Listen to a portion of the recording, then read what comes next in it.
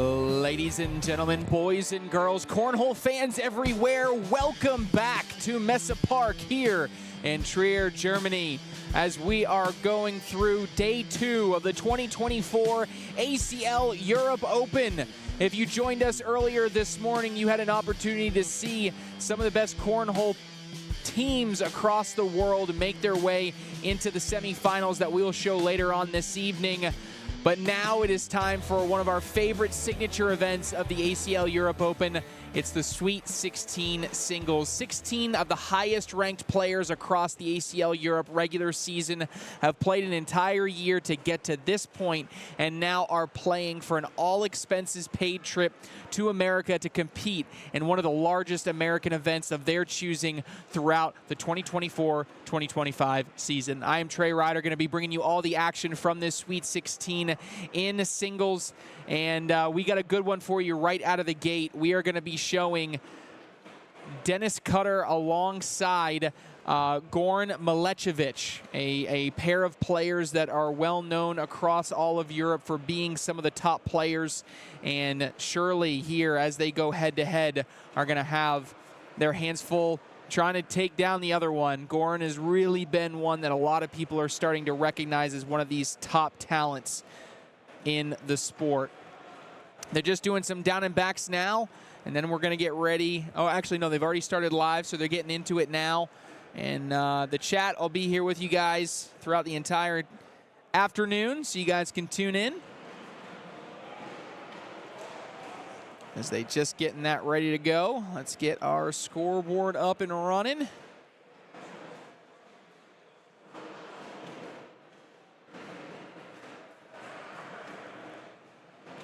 As they figure out their tablet situation. And Goran up to an early 2-0 lead over Dennis Cutter. Goran Milich there on the left. Cutter there on the right. Both ACL European pros.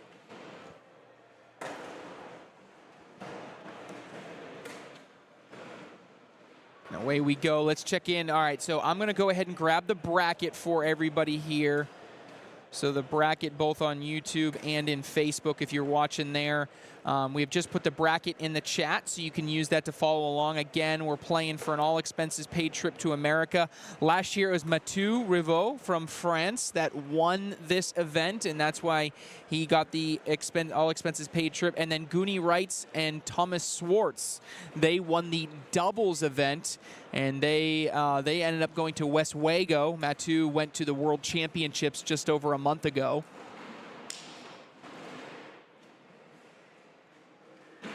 Cutter's going to maintain a 2-0 lead. Some other names that I jump in here looking at the bracket. Bruno Bocquier is in it. He's up early against Silke Bitz out of Germany. Mathieu Rivault is also in it. He's up 12-2 right now, playing against Arno Simons. Rico Krull. Gooni Rits also in it on the right side of the bracket. One name that I'm really interested in seeing that I'm hearing a lot of good things about is E.J. Vandren. He is an American, but actually based in Germany. Goran Milich, who we're seeing right here, is someone I've heard a lot of things about. But one thing that I do find interesting is probably the most common name that I heard when I asked people around here who is going to win this Sweet 16 singles event showcasing the best European player. Almost every single vote I got was for Roman Ellner. So Roman Ellner right now is up 8-0. Up 8-0 on Kata Belac. So we saw her earlier for Team Croatia. And then Albert Ivancic is also playing in this. He's playing against Henry Krantz right now. Ivancic is up 14-0. So we're just making our way through this here. Again, we got the chat here. Thank you all for tuning in, for those of you that are tuning in. We are live on Facebook and YouTube and ACL Cornhole TV.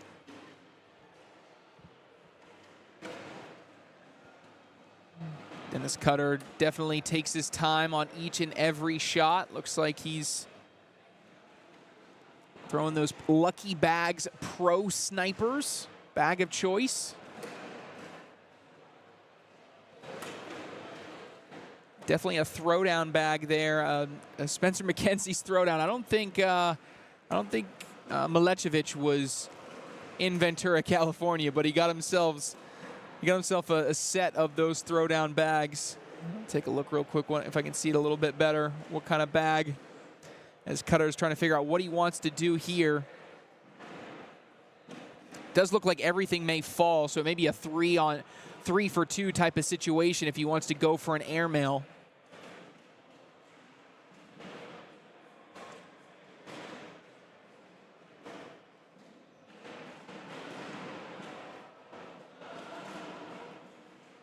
Taking his time, Cutter's away, he's going up, and oh my goodness, he only knocks in Milicevic. That is insane. I cannot believe I was literally staring at the bags expecting them to fall, but they do not. That is going to be a 7-on-4 3 points. That should make it 5-3. No, I'm sorry. It should make it 6-2. I was looking at the wrong side of the scoreboard. Should make it 6-2 as Milicevic keeps rolling. See Pelican boards jumping in here again, rooting for Dennis. We are going to show you one of these round of 16 games. We'll show you 2 quarterfinals, both semifinals, and then the finals. Mathieu Rivault up 16-2 in his game. Rico Krull is up big, 13-6. Bruno Bocquier up 10-3. Albert Ivancic up 16-0 on Henry Krantz.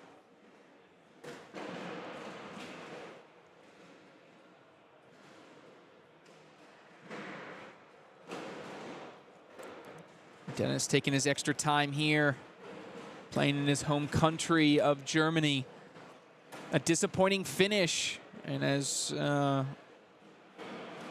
Goran knocks in Dennis. I was going to say, a disappointing finish for the Germans in the World Cup. Do not get out of group stage. They are eliminated prior to the quarterfinals. They were in that group of death that had Germany, Slovenia, and Croatia all in one group, so we knew it was going to be difficult. And in the end, it was the Germans who don't make it out. It was Croatia and Slovenia that made it out. And then both Croatia and Slovenia get eliminated in the quarterfinals. Croatia was favored to win their matchup against Sweden, but they get swept 2-0 in that one. So our final 4 that will be on the broadcast tonight, right here at these same places, Facebook, YouTube, and ACL Cornhole TV, is going to be Team USA will be taking on France in one of the 2 semifinals, and the other semifinal will be Sweden versus Canada. So everybody, I think, was shaping up for it to be a USA versus Canada final, and no surprise, that's where we are trending at the moment. Goran, bag off the left side.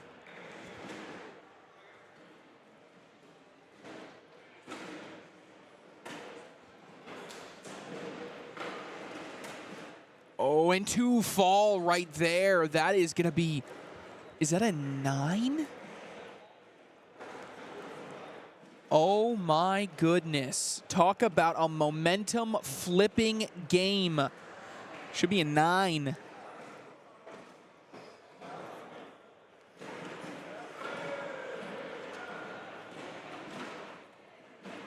That is a brutal round, and just like that, 13-6 the other way as Dennis Cutter gets a big round. Roman Ellner finishes off Katarina Belatz 22-0. He advances to the quarterfinals. Albert Ivancic has also advanced to the quarterfinals in a 22-0 also victory.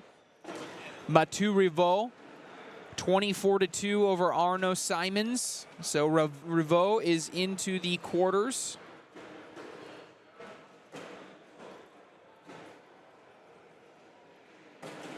Trey killing these name pronunciations. I don't know about that, Mish. I don't know about that. I see. All I'm doing is saying it with confidence. I don't know if it's right, but it's it definitely like some of the C's that have the little squiggles on them, I know that the ch sound, so I'm trying there. But Chris Tornatola said, I'm trying to do my job today, but all this cornhole is keeping me from doing my job. Yeah, that's what I'm here for. That's literally my job, is to distract you from your job. So you're welcome.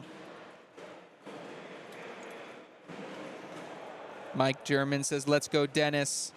Zoid69, do you like trusses or tripods for your board cams? If the trusses are big enough, I like the trusses because you get less movement and you can go and make sure that they're never in the way. These tripods are like lighter, so they're easier to set up. Yeah, it also depends if you're asking me if I'm on the setup team. If I'm on the setup team, I always like tripods better. But trusses usually stay out of the way a little bit better. But they're also bigger, more to deal with. But if you can set them up wide enough and far enough apart, they're better. Go Pats indeed. Pats get a big win, an unexpected win in week 1. I'll take it. Bag sitting on the right side there for Dennis.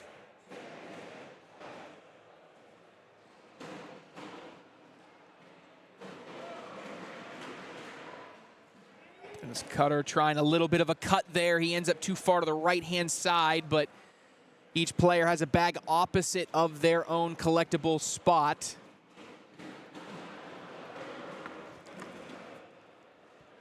And now we got a special guest jumping on the mic. None other than Ton de Vries. What's up, Ton? I'm pretty good. How are you? Living the dream here in Germany. I've heard you had some nice German delights before. Yes, I've had every. I think I've had just about every. I've packed every single meal here with one of the things that I wanted to eat. So I had Spätzle, I had Schnitzel, I had. What was the other thing I had, Jenna? I can't remember. Currywurst. I had currywurst. That was good. Sure, your bingo card is almost full. It's almost full. I want like a good pretzel left, and then something with sauerkraut. I have to get good sauerkraut when I'm here. Probably my favorite. I was going to say, you're probably... So I know the languages are similar, but are the cuisines similar? Like no. Netherlands? No? Different? Very more different, seafood? Yeah. It's actually, each country has a very different cuisine from one another. I have to admit, some are better than others. Yeah. I think German, it's okay, but it's maybe not that well known for its cuisine. I think if you're going to France and Italy. France and Italy have so many different things. That's the thing. Like German, it's like there's like literally 5 things, right? You're like, you gotta get these 5 things, and then once you get it, you're good. Yeah, and in France and Italy, they sometimes also have some more healthy things, and that's in Germany pretty much impossible. Right. Yeah. There we go. Now you got some breathing room. How are we looking here? We're looking pretty good right now. Dennis was down early and then hit a 9 spot to go all the way up to 13, and now he's at 15 here, so he's doing well. Okay, so you're the perfect person here. Mish was complimenting me on my pronunciations, and I told her I'm just saying it confidently. I'm not saying it right. Yep. So I want to go through some of these. All right. And you're going to tell me if I'm doing it. Well, EJ Vandren, that's easy. That's easy. Oh, I didn't do David. I didn't even try that one. Oh, do it. It's not that difficult. Is it David or is it David? David. David Ramos? Ramos, yeah. Ramos, okay, close enough. Okay, Goran Milicevic. Milicevic. Okay, I can't. I'm close enough. Close enough here. That's fair. Yeah, I'll give you a pass. Dennis Cutter. Yeah. Okay, there we go. Roman Ellner. Yeah. I know Katarina. Henry Krantz. Yeah. Someone told me he went by Henry, so I'm going with Henry. Yeah, you even know the slang already. Yeah. Albert Ivancic. Pretty good. Pretty good. We're on a roll, folks. We're halfway through the bracket. Gooni writes. Yep. Mark Hemmler. Yep. Rico Kroll. Richard Blanke. Blanke. Okay. All right, there's one. Mathieu Rivault. Yep.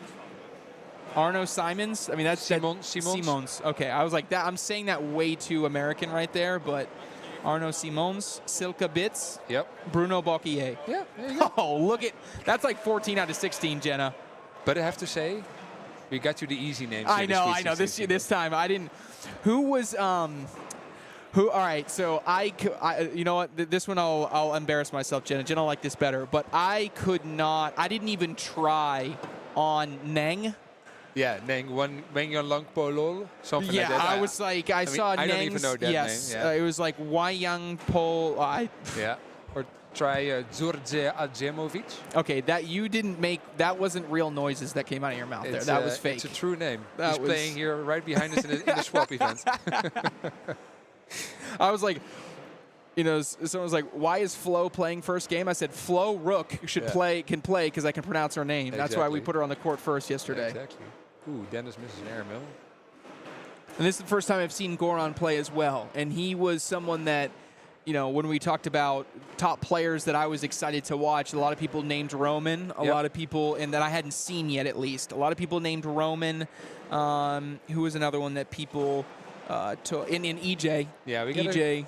Basically a clear top 4 with EJ, Roman, Mathieu Rivault, and fourth one, Gooni Rits, obviously. So they are definitely the 4 top favorites. And but this one, Dennis and Goran, they're right behind those top players, so they're not far off. I saw Roman playing his first round. He was very confident. He won quite confidently. Mathieu as well. I think after this match, we'll have the French battle. Yeah, I was just going to say. Mathieu Rivault and Bruno Yep, Bocquier. they just got assigned to be on deck here. So Mathieu Rivault playing against Bruno Bocquier. That's kind of the all-French, you know, dream team lineup here. Yep. As Charco just loves to stand in my way of when I'm looking at the boards.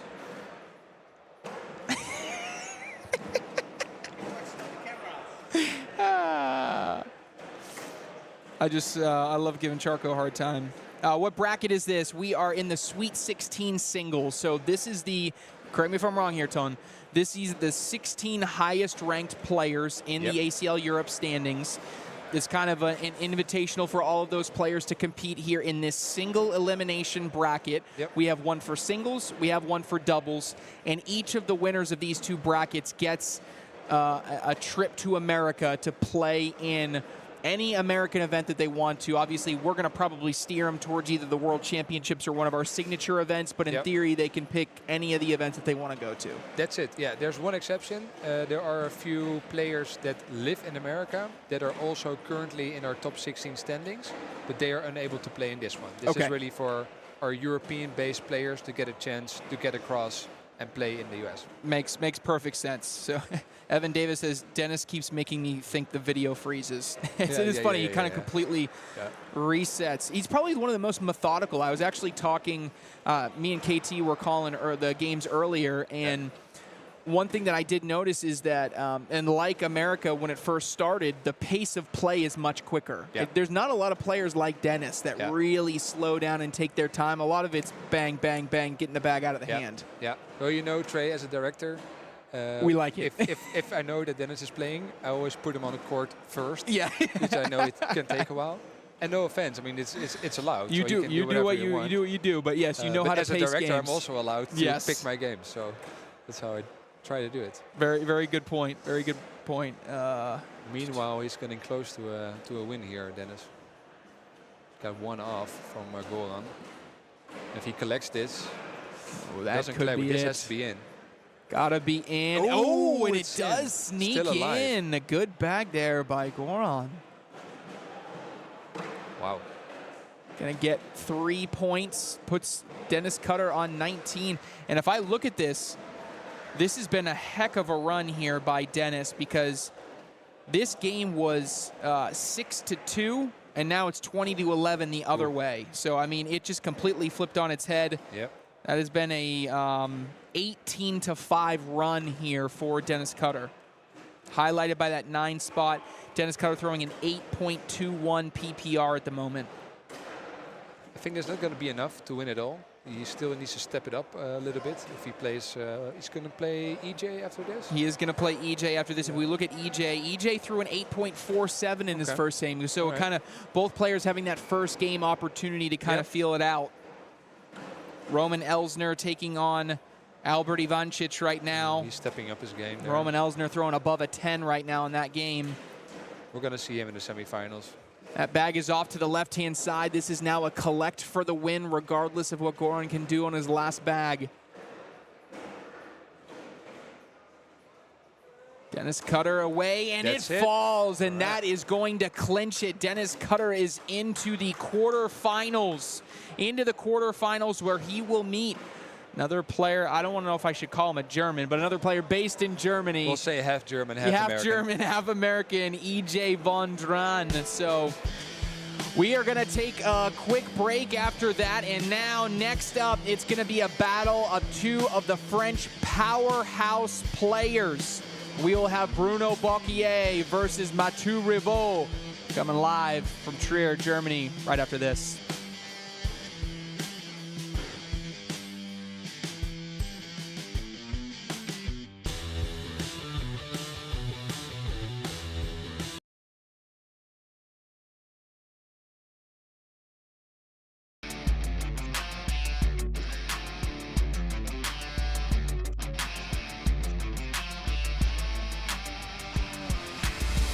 Welcome to the ACL Europe Series, where professional cornhole players from all over Europe compete to become the best cornhole player of Europe. ACL Europe is the European branch of the American Cornhole League. His bag of the night is up, and he gets the ball. There we go. Next season, the ACL Europe Series will cover more than 25 events in 14 different European countries and thousands of players competing to become an official ACL pro. Brown is away, and he gets it. Cornhole is the most inclusive sport in the world. Gender, age, size. In our sport, literally, anyone can play and anyone can win. Interested in becoming a sponsor of ACL Europe? Contact us now.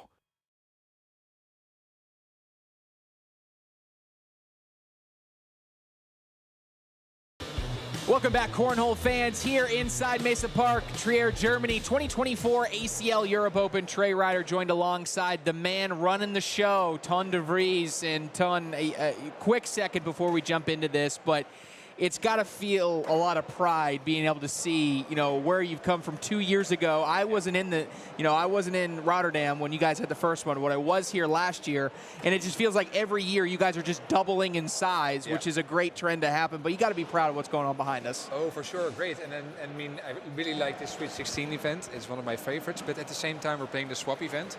And I was looking at the registrations, and all of a sudden I had over 200 players playing in the swap event, and that's just something we're not used to here. Right. So I had to check some people if this is actually something we can do. Right. Can we fit everybody in this building? Exactly. But it's all running smooth, and I think everyone's having a good time. So far, so good. I really love it. Yeah, I couldn't be happier to be here. You guys are doing a great job. You, Charco, the rest of your team, just an incredible thing, an incredible accomplishment what you guys have been able to put together in just a couple years. And I'm excited for, you know, the rest of this weekend. I'm excited for the next season, years to come. Croatia next year. Oh, that's gonna be crazy. I mean, it's going to be insane, and just the evolution of players that we've been able to see. And like, these are two that we're going to see right in front of us now. Yep. Bruno Bocquier and Mathieu, that when they play head to head, I kind of get like, these feel like your OGs. Like, we call them OGs when we see a player that's been playing forever. And here, this is like, these are 2-year 10-pole players. This is European OG. Yeah, for like sure. These are the people that have been here since the beginning, and it's cool to see them being able to take it to that next level. And they probably have played each other about 1 million times. Probably, and now they meet here on the big stage. And remember, Mathieu Rivault, he won the Sweet 16 singles event last year, so he was at the World Championships. So he is the reigning champ here. And I think he had a good time, so he's eager to get back next year. But then he has to first beat Bruno and then win 2 more games. Yes. So did you keep tabs? I was so busy at the World Championships, I didn't really get to see. But how did he play? How did Mathieu play throughout some of the things? I mean, no, he did pretty well. He won some games. He did. I think he did a really good job. He also had kind of a humbling moment here and there. Where he was like, okay, I still have to step up my game quite a bit. But overall, he had a great time. And of course, he had the opportunity to sit right next there at the broadcast court, watch some fantastic matches. He met a lot of new people. I have to say the Canadian people that were there that were also speaking French really helped him there. Great. And that was really great for him. So another big shout out to those guys helping him out. But overall, it was the time of his life. Great. Love to hear it. That's fantastic. And we'll see if he gets an opportunity to go back. Let's go through the bracket really quick. Again, the bracket has been posted in the chat. And I can post it back in there just because. And there it is again in the chat for you folks. So we're into all the way across the quarterfinals. So we're going to show 2 of these quarterfinals, and then we'll be into the semis. So right now on court 3, so something that we won't be showing is going to be EJ Vandren against Dennis Cutter. They're going head-to-head right now. On the other, on that same side of the bracket, you have Roman Ellner going against Albert Ivancic. Yep. So Ellner is up 18-3 in that one. Let me check his stats. Wow, Ellner still throwing a 10.33 PPR. So Roman Ellner really bringing it. I saw him playing the first round, and I'm not sure what the PPR was, but it wasn't much lower than that. He's on a mission. Yes, and then on the other side of the bracket, we have this one, Mathieu, Rivault, Bruno, Bocquier going head-to-head. And then the winner of this will play the winner of the next game that we're going to show here on the live court. It is going to be Gooni Rits versus Richard Blanke. After the French battle, we'll have a German battle. Yes, all German. German versus France on this one, and then Germany, Ellner, and Ivancic is Croatian. Ellner is Slovenian. Slovenia, okay. Yep. Oh, I might have seen him. No, I don't think I saw him earlier. Maybe in the World Cup? Was he? Did he play in the World Cup? Yeah, for sure. Okay. I must admit that was the game that we started right before, because I think that was the only game I didn't get. Yeah, it could be. Because I still haven't seen him play yet. Appreciate everybody tuning in. If you're watching on ACL Europe Facebook, please make sure you give the feed a like, you give it a share, and then also you follow ACL Europe to stay up to date on all the information there. Whether you're in the States or you're in Europe and wanting to play in some of the events and show support for that, so make sure you like and share that. Also follow ACL Europe. If you're watching on YouTube, make sure you subscribe to the American Cornhole League, and then of course ACL Cornhole TV. Just stay where you are. Stay where you are. Keep watching, and we'll maybe follow us on social media when you get a chance. Exactly. We got our first 4-bagger here from Bruno. He was helped a little bit by Mathieu, getting his first points. He's on the board. Early 3-2 lead for Mathieu.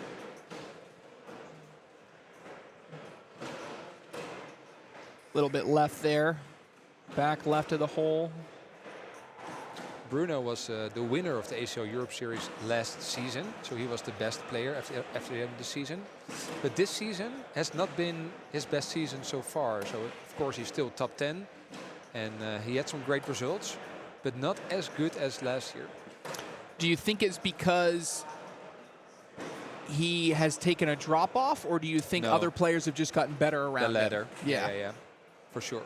So I think he got away with his style of throwing for quite some time. But now other players are getting so much better, and he has to step up his game.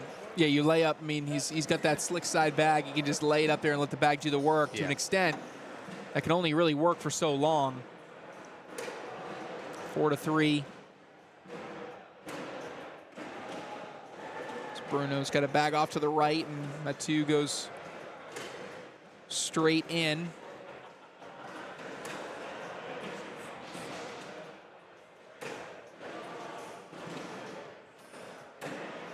Do you know what part of France these guys are from? Well, they will get back to me on this, but I think Mathieu... How about that airmail drag? Mathieu is close to Angoulême, which is the western part, middle western part of France. Not that close, not that far from the coast. And Bruno is not that far from there. They get a nice community there. They both play for the same club, R2B Cornhole. It's been the best club in France for quite some time.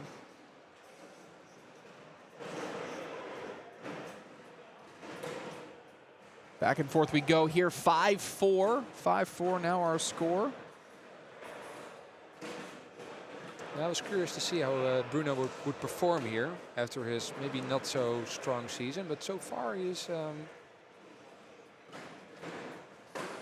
showing that we should not count him out. Yeah, there's something about just being a gamer, right? Being able to play best when the pressure is the highest. To an extent, if you learn how to throw like that once, you can...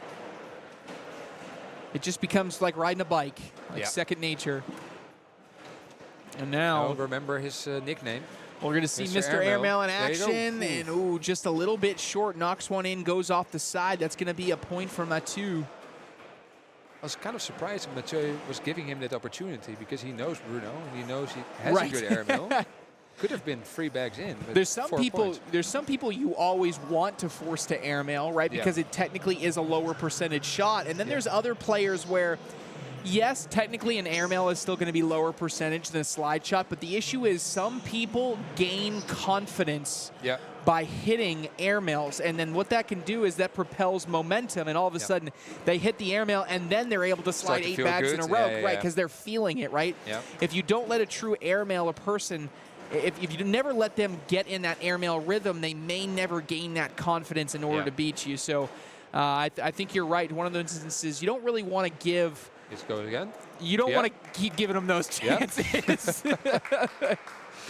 You definitely don't want to keep doing that because at some point he's going to hit them. at some point he's going to hit them.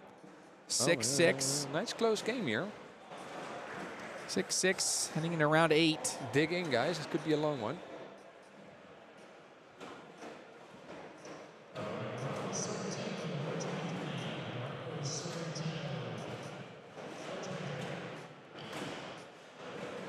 First bag in again from Bruno. Stephen Bernasset says, "Good morning, gentlemen." Good morning. What are you talking about, Stephen? It's 4:30. Yeah. Good morning. I'm just kidding. Ooh, Bruno goes again for the airmail. Now he misses. And Oh, no and hesitation again. again. Yeah, but he no hits it on the hesitation. backside. See, that's one of those that I don't think you need to do that Ooh, almost a collect. because I think you have a lane. Yeah, it was too aggressive, huh? Yeah, because now the problem is, and this is what I was talking about. I was saying this earlier with KT. The next step, because I have seen a stark increase in talent. Yeah.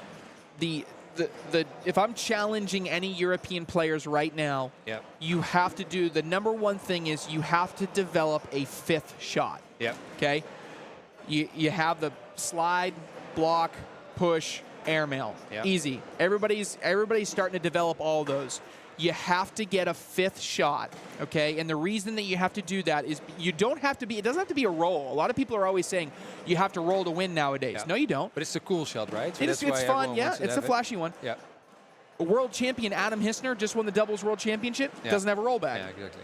Yeah. You don't need the roll, but you need the 5th shot. For Adam Hissner, his 5th shot is his cut.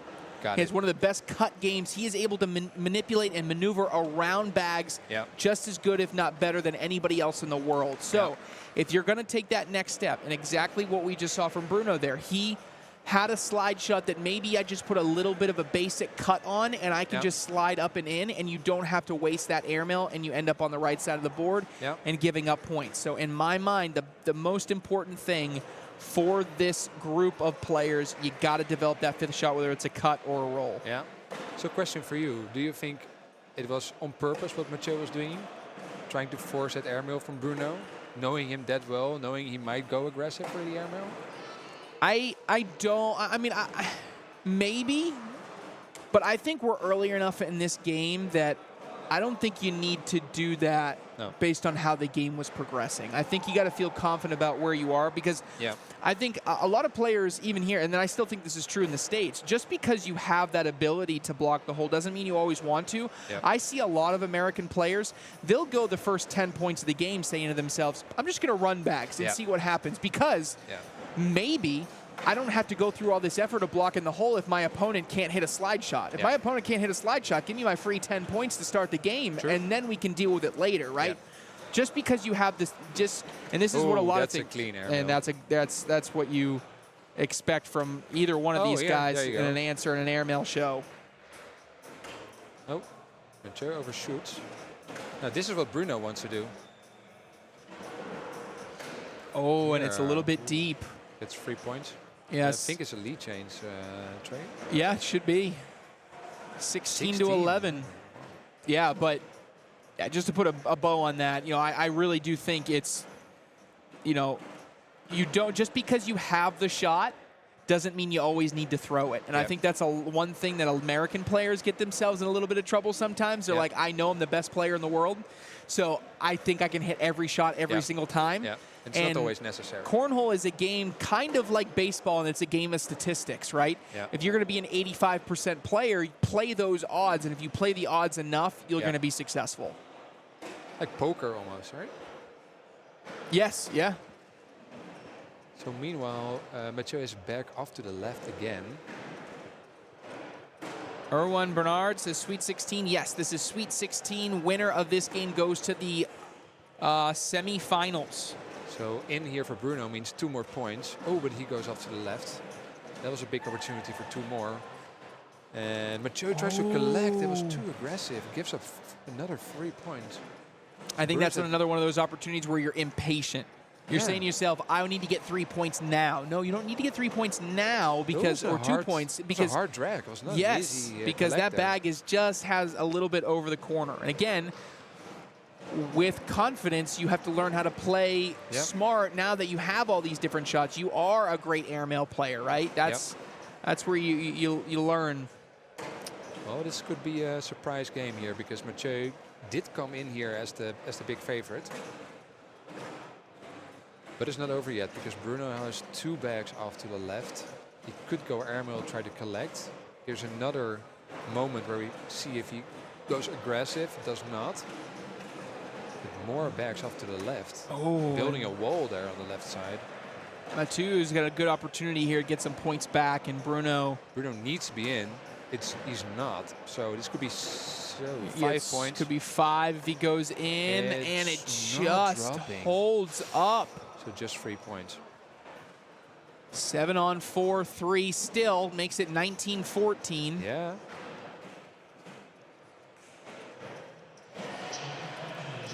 Not over yet.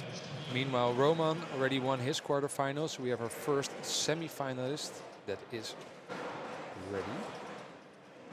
Yep. And after this match, we will start the last we will have quarterfinal. Gooni Rits and Richard Blanke next. But yeah, like you said, Roman Ellner just won 21-3 over Albert Ivancic. And Ellner threw a 10.1 PPR in that last game. So certainly we're looking at someone that has got some talent. Charco just came over Trey and he pointed me to the fact that he predicted this outcome, that Bruno might win this one. Ah. Charco is counting his chickens before they've hatched. Yeah, it's not over yet. 19-14, you're confident? Very confident. Oh, he says very confident. Always. Never doubted. He is confident in this Bruno Bocquier 19-14 lead. Taking his time here. He knows this is an important moment. Ooh, Mathieu is off to the left trade. 4 backs in. Basically wins it here for Bruno. If he cannot collect it. Block in front. It's a good placement and a good follow-up on Mathieu because it's going to make this more difficult. And if anything, this is a situation where you want Bocquier to throw airmails, and he hit it. I mean, there's nothing you can do at that point, and that may do it.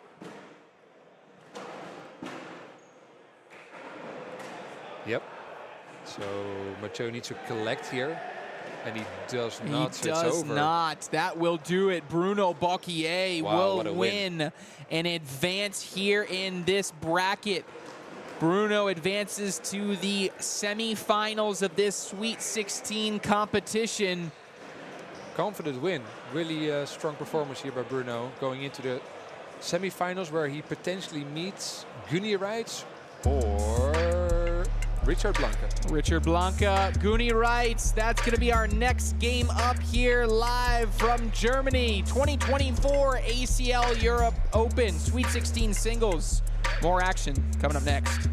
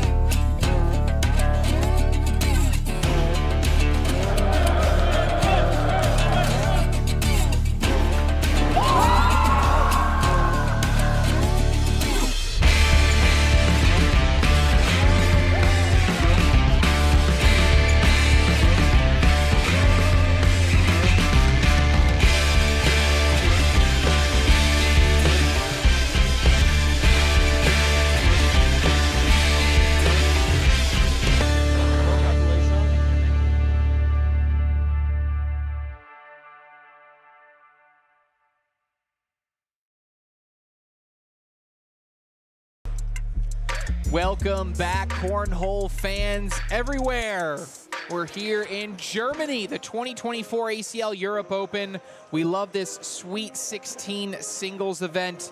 This is showcasing the 16 highest ranked players in Europe standings. And now they get an opportunity to compete for a championship and a trip to America to compete in any of the big ACL events across the 2024-2025 ACL season. Trey Ryder, Ton de Vries, bringing you all the action. And we just saw a battle of all French players, Bruno, Bocquier, Mathieu, Rivault. Next up, we have an all-German matchup, hometown players, Richard Blanke versus Gooni Rits. What are we looking for in this one, Ton? Well, we have a clear favorite. Gooni Rits has been performing very strong, especially the last Open we did in UK. He was one of the best players. He was even making it very difficult for the US pro players that came over. So he is one of the hot players that we're looking at this weekend. But Richard Blanke has made a huge jump this year. Played a lot of games. He's probably the most traveled player this season. Has been to many different places. And he's improving a lot. You see his style of throwing is pretty good. He just needs to get more games in, and he will be a strong player here. Yeah, that's part of it, is really just getting some level of consistency and practice in, and all of the different things that comes with excelling your game to the next level. And certainly he's going to have to go up against someone that's got plenty of that experience. And you talk about, I mean, I don't know, you know better than me, but we talked about OGs before. Gooni Rits feels like one of those as well. If not the very first, he feels like he was at least in the second wave. Yeah, and let me tell you a funny story, because he's been playing for a long time, but he started playing on what we call here short boards. So he was playing on shorter boards that are 90 centimeters, so 3 feet long. And that's why his style of throwing is quite different, because he doesn't have the leeway you have with these boards. So he had to throw pretty close to the hole. That's why you see his arc is really high, and his bounce is pretty close to the hole, and he has this kind of angle that he throws at. Very interesting, very interesting. That is, yeah, because how popular was cornhole, or whatever it was called? What was it called? Was there a name for it? It was called cornhole, but it was non-existent, pretty much. So it's been the last couple of years where he really made a big jump in the popularity of the sport. But there were a couple of players here and there that were already throwing bags, and Gooni was definitely one of them. I was going to say, how widespread was it, like people playing on short boards? Not very many? No, it was a small thing, and there were, I mean, a group of 30, 40 players maybe in Germany that were playing this, but very minimal. But Gooni was there right from the start, so he's been throwing bags for a long time, but now he has to change up, of course. And he also told me that after this season, he wants to change his technique a little bit and start throwing some more flat bags, and also hit the board sooner. So take advantage of the whole board, if you will. All right, question from Shay Marsh. Who would you say is the most accomplished European player since ACL Europe's inception? Whoa, that's a good question. I think if you look at all years we have had so far and the number of titles, and I think it's still Mathieu Rivault, who just lost in the previous match. I think he's the most accomplished player. But he has been the best player by far for a while. But this season, we see other players made a huge jump. He struggled a lot against EJ this season. Roman Ellner, Gooni Rits, they've been able to beat him this season. So there's a switch going on. There's a passing of the torch in kind of a way. Down and Back Cornhole podcast saying, hey, Trey and Tone. Dean Ponder says, Tone, keep up the great work. Hope to see you back sometime here, Dean. We miss you, man. He was one of the players that was there in Rotterdam. Talking about OG, that was the that's the OG one. The first ever event we did. It was great. All right, Richard Blanke going to be out to an early 1-0 lead, very early in this one. Winner of this will advance into the semifinals as well. Winner of this will actually specifically take on Bruno Bocquier. On the other side of the bracket, we just talked about Roman Ellner being into the semifinals, and the other quarterfinal matchup that's happening is EJ Vandren against Dennis Cutter. Ooh, what's the score there, Trey? It is 8-4 right now. EJ is leading in that one. EJ's throwing an 8.67 PPR to Dennis Cutter's 8.22. Yeah, I think EJ is a clear favorite there, but I know he struggles quite a bit with the slow playing style from Dennis. So I'm curious to see who will take that one. And Richard starts well here. He takes an early 3-point lead. 3-0 for Blanke. And Gooni is another one that has already been to the US this year. He played in Louisiana together with his doubles partner Thomas Swartz. So he won the Sweet 16 doubles last season. I said this the other day when we were streaming. It was or yesterday I should say. We were going through it and he had Damon Dennis up. I mean, he was beating Damon Dennis. He was one back away from beating Damon Dennis. He was really, really close. I mean, that is nothing to. I mean, that's an accomplishment in itself. I mean, you talk about the winningest senior player of all time. And of course, no offense to Damon, but I was jumping around in my living room watching that match, hoping that Gooni would take that one. You put that on a marketing poster if he had won, right? Oh yeah, 100%. We'll take any win we can. Yes. Hashtag Maria Belart. Yeah, exactly.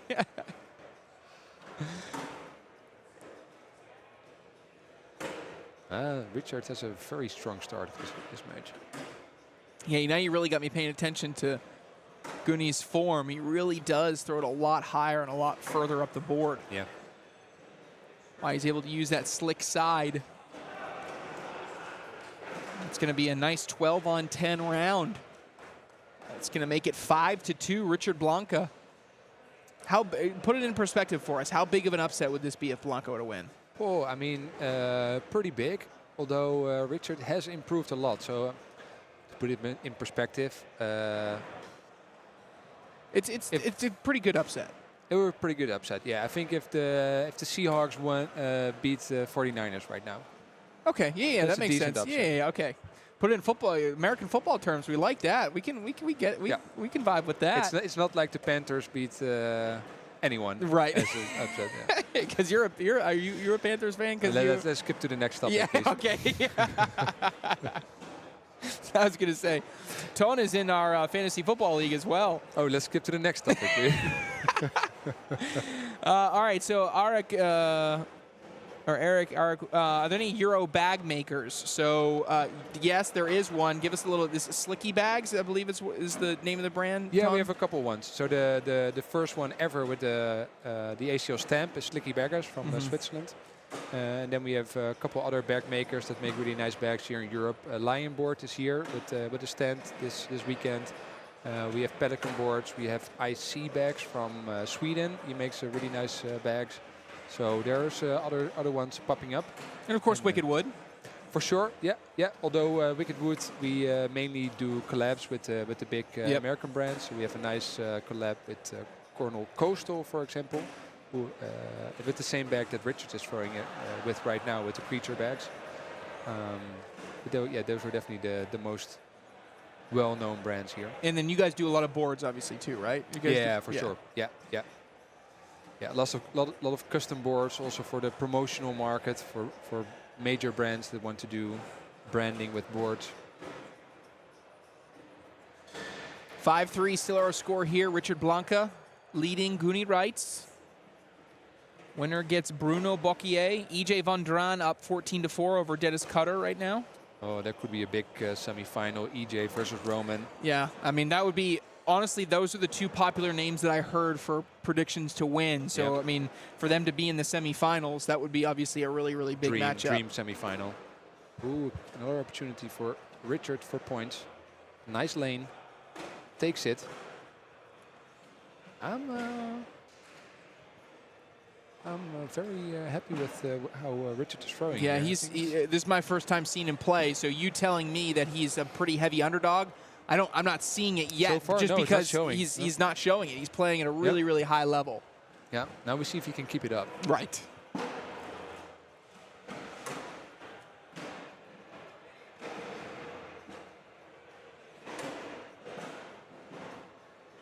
All right, I'll put you on the spot again. Who's the next country that's going to be up there with France, USA, Canada? France, USA, Canada. Well, we have to look at Eastern European countries. I think Croatia is getting pretty close. Slovenia has a lot of strong players at the moment that are really jumping up the board super fast. So I think those countries, those are definitely the first ones that come to mind. I also see some Italian players that are starting to get pretty good. Yeah, you named an Italian player that you thought would, you know, Yeah. I told you who's going to be, I asked you who was going to be the best player 6 months from now. One of the players that you said was an Italian player. Yeah, Stefano Sturaro. So early this season, we started with the Slovenian Open. And I remember I was actually playing in one of the events. And I remember that I was actually matched against Stefano. And I was pretty happy. So I was like, okay, I may have a chance. Yeah. Now, if I draw Stefano Sturaro, I'm like, okay, I'm not even going to start I don't want to play. He really made a big jump the last couple months. And I think he's going to be a player that could be into this Sweet 16 next season. Oh.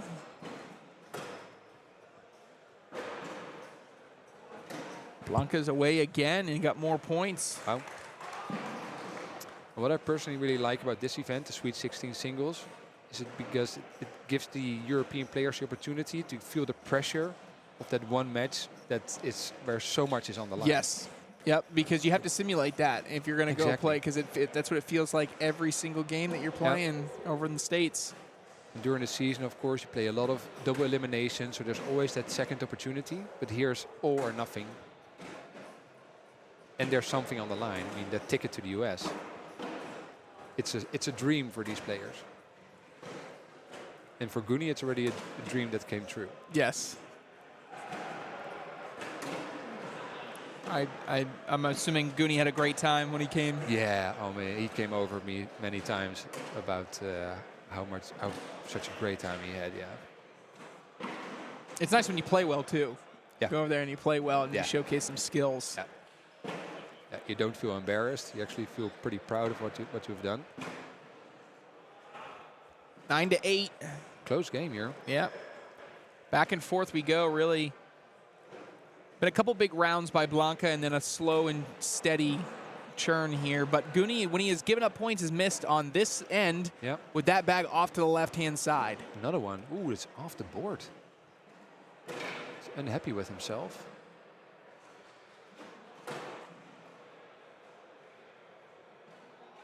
Okay, Nice see cut that there. cut. Yeah. See what I'm saying? That's the next step for a lot of these players. So being able to have 3 that. points here. So if he can do another cut, he gets 7 points. Just puts it up. It's still 5. It's a big round. Big round. Looking at 14-8 now, and now it starts to get serious. But that's the difference, right? If, no offense, Bruno Bocquier is shooting an airmail there. Oh yeah. Right, and if he Without misses, hesitation, you know, and he may hit it, that's fine. But Yeah. I'm saying when you miss and you start compounding those misses, you're off the board. Yeah. Those single pointers of you missing versus missing a cut or missing a roll or whatever add up over the course of a game, over the course of a season. Yep.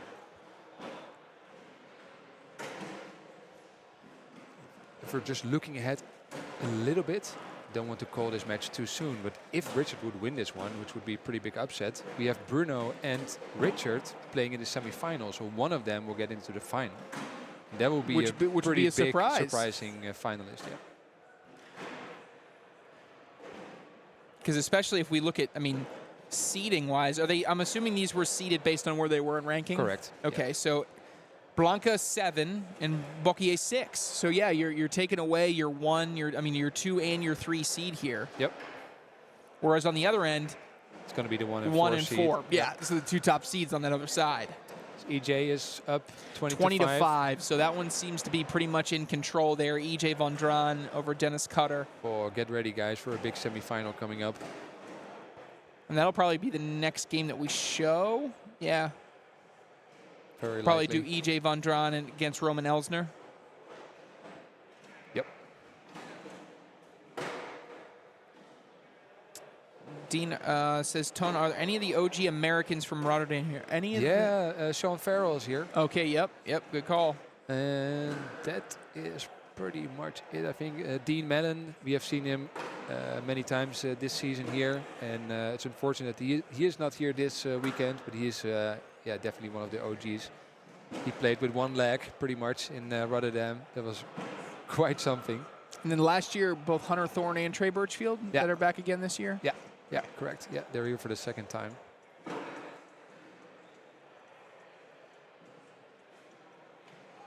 I think I saw the highest DPR I've ever seen from a tournament earlier. Oh, really? Hunter Thorne had a 4.4 DPR. He was playing one of the new Indian guys. Probably. I don't know who he was playing against, but how did the Indian guys play? Meh. It was okay. They were having a great time. They're sitting right across from us. They're taking pictures of everything, and they're just soaking it up like sponges. I love the video of the Indian National Championship. Yeah, that was cool. It was amazing to see. It's like, where did they get their video editor? Like, the video editor made it look amazing. We may send him on a job interview here. 2 more for Richard. Man, this is a weird game. It just feels like Richard scores big, Gooni chips away, chips away, chips away, chips away. Richard scores big, just chips runs away again. So it's another one. It's going to be 16-10. 16-10. No room for mistakes anymore from Gooni, and he's been struggling from this side of the board.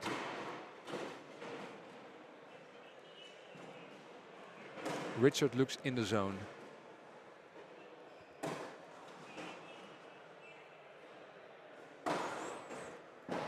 Dean says, is old man Babbage out there?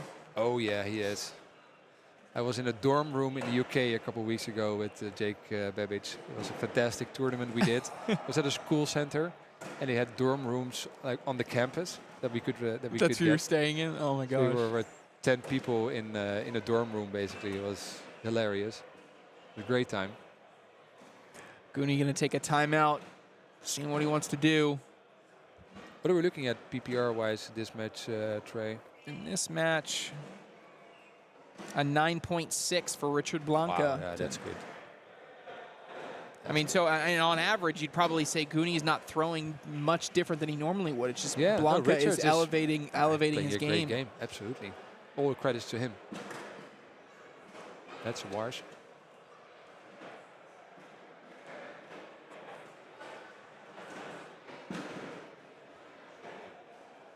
EJ Vandren still 20-5, now 20-6.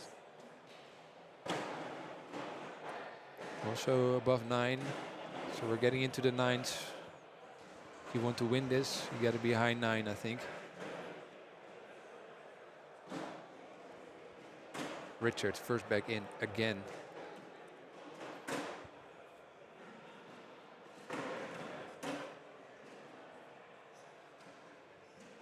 A little bit of a volley going back and forth here.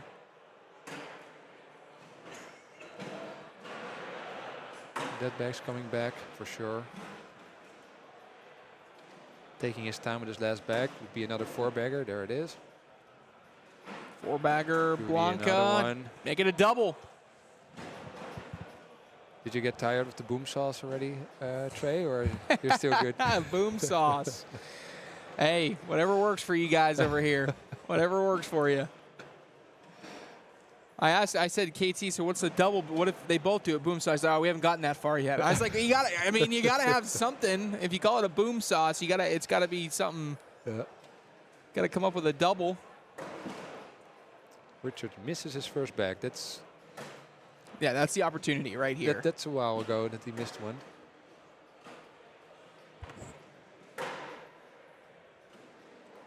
Gooni puts up a block.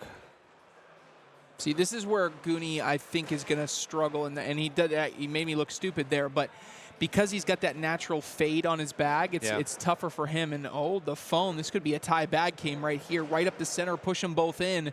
He's going hard, and he just misses. He knows it. He knows it. You recognize that opportunity. It's just going to be 2. Could have been 6. And these bags in the UK, they were flying in for Gooni. He wasn't missing anything. He is a little bit off. But he's also still in the game. Still a 6-point lead for Richard. Make that a 4-point lead for Richard.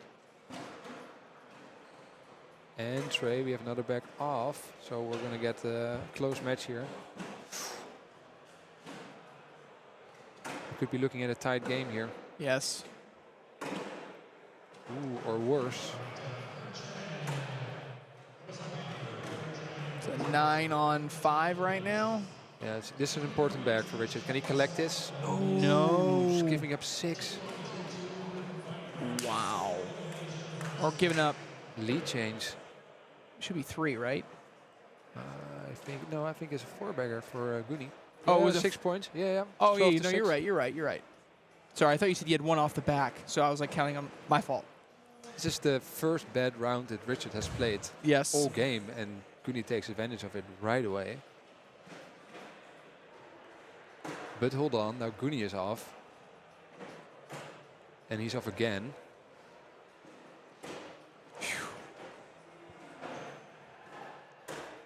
Can't miss again. You cannot. You really So cannot miss steady again. from Richard. It's got to be in. Oh, it is in. Wow. See the look on his face? Yes, big sigh of relief here.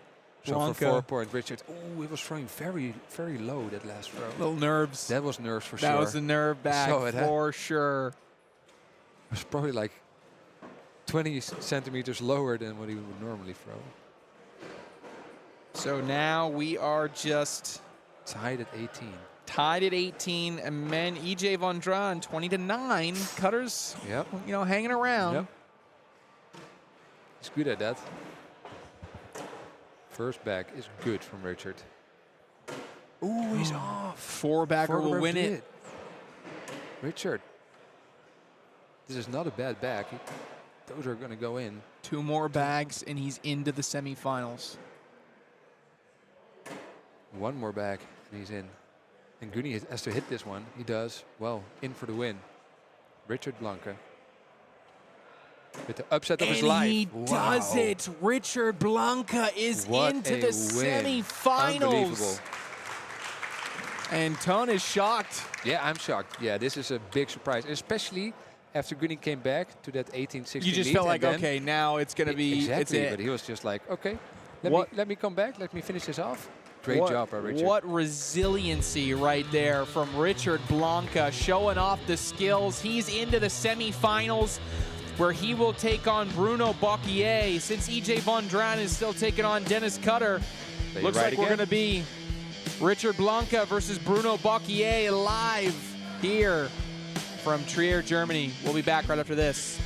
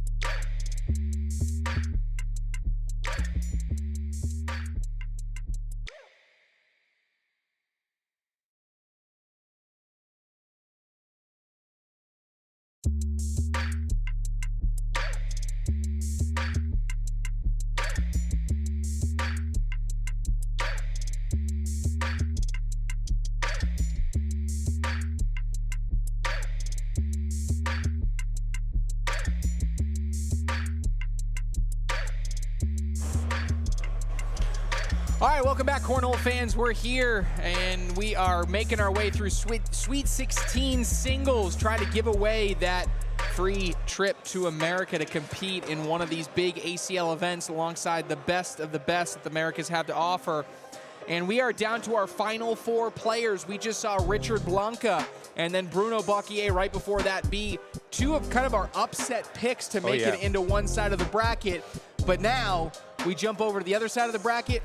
Upsets is not the right word to use for this next game that we have in front of us. We have the top players from that side of the bracket for sure, with Roman Ellner and EJ Vandren, the 1st and 4th seed here in the Sweet 16, and they both can take it all. This is the biggest match we have seen so far. Yeah, this is a big one because if you were to rank them, maybe not by exact rankings, but like who you would pick to win this entire tournament, it wouldn't surprise me if 60% of the field picked Roman Ellner and 40% of the field picked EJ Vandren. So these 2 are very much the favorites in this entire event. They've had the most successful seasons. They have the most consistent form. And now we get to see who's going to be the one to deliver and get the win. Yep. And EJ Vandren, he is #1 currently in the European rankings. But Roman Ellner has maybe been the best player so far this season. So. Now out of the gate, we're going to see if you want to go airmail here. If you're Roman Ellner. Going aggressive right away. Ooh, he does. Overshoot. EJ Vandren got to be happy with that one right out of the gate. Going to be a single point. He'll go up 1-0. I'm still recovering from that upset from Richard against Gooni. That was quite a surprise. Great job by Richard. That is, I mean, that's probably one of the biggest wins of his career, no? And given the stakes? By far, yeah. I mean, it's not even close. Has he made a top 3 finish in an open singles or anything like that? Yeah, I think he did, maybe once or twice. He's always close, but never has really won a big one yet. And in terms of importance, this is for sure. This was his biggest win so far. And that's looks to be a double 4-bagger right there. So these guys don't waste any time. These guys are not Dennis Cutters. Nope. These guys are slinging the bag. These are the type of people that we don't get much analysis mid-game or mid-round for sure. EJ just played Dennis for quite a while, so he's now like, I gotta make up for that. And, yeah.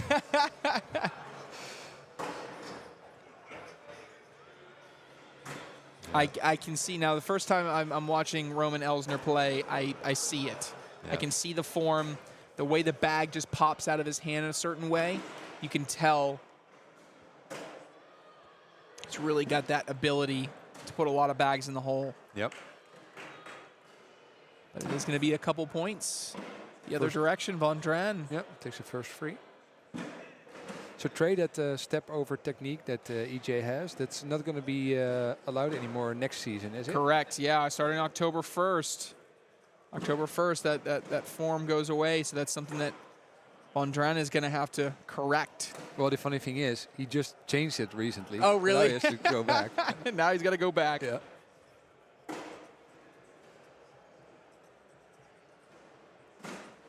Yep, the chat let us know that it's a foot foul. We know, chat. We know it's a foot foul next season. This season, legal. October 1st, not. So he's got another 17 days. Yep. And we have a tight game. First 3 points here for Roman. As expected, these guys were going to come out of the gate throwing really well. Both guys 10-7-5 through 4 rounds. 10-7-5, that's pretty good, right? Not bad. That's not bad. I promise, if either one of these guys throws a 10-7-5 for the remainder of this tournament, they will win everything they play in. Yeah. I'll even go to say if they throw a 10-7-5 on open singles tomorrow, they're going to win. Well, I don't think that will happen, but these guys are really good players. This is EJ in for 3 points. Ooh, off the back, so he's going to get a point. Yep. 7-on-6.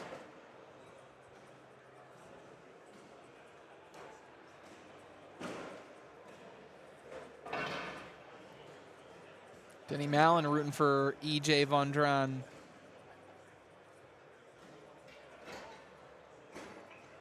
But Vandren's not German, is it? No, he's American. Right, he's American, but living in Germany. So, but what? That would be. Is that Dutch? More Dutch than Vandren? Oh, that's a good question. I think it's. I would even say it's more like a bit Eastern European.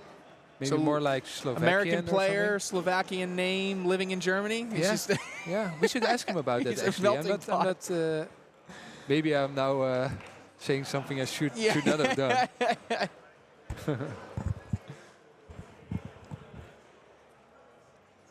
we gave him a half German credit, right? That's Yeah. what we said. We gave him half German. Well, at least a significant part of him we now consider to be German. Now, did he play before he came over here? I think he did play a little bit, but here in Europe he started to take it seriously. And he also improved a lot in 1 year, because he was there 1 year ago when we played in this location. That was the first time I met him. So we did the German Open at this location. And I already saw his name. I saw he was doing some good things, but he was playing Tier 2 singles. He Yeah. was not even in Tier 1 yet. And 1 year later, he's one of the top players here. That's how fast it can go. Yeah, he's got a 4-3 lead. This guy's throwing well. What all countries have leagues now? I mean, it really just depends on like the definition of a league, right? I mean, Yep. there's probably up to, I'd say 35, 40 countries that have someone, right? Someone competing at some level. For sure. And Yeah. then probably it's closer to 20, 25 that would have established leagues. You tell me if I'm more off there, but No, I think you're right there. What you see, especially in European countries, that it's often centered around clubs. So you have people that are playing for clubs, and it's with every sport in Europe. It's always centered around clubs. So you become part of a club and you start playing there, and then you either start to play on a national level or you compete with clubs against each other. Yep. That's typically what you see. But many countries now have some form or league or a club where you can start to play and play some competitive matches. And if there's a country where it's not, please let us know, because we are eager to break into more countries, obviously. Spain is high on my list, Trey. that's the big head scratcher for me, is that Me too. it's because it feels like a country that would be competitive in nature Yeah, to want to for play. sure, yeah, it's nice weather. You can practice outside a lot.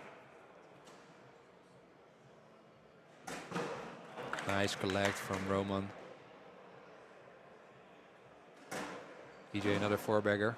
And Cornhole just feels like a game that, you know, not as much related to you, but it feels like a game that Asian countries are going to pick up and want to play a lot of. Yeah. Right? I mean, Embrace yourselves yes. when they do. that's what I'm saying. It's like, I don't know if we want to bring the game over to China and Japan Be just careful. because, you know, it's going to take a year and a half and they're going to be the best players in the world. Yeah.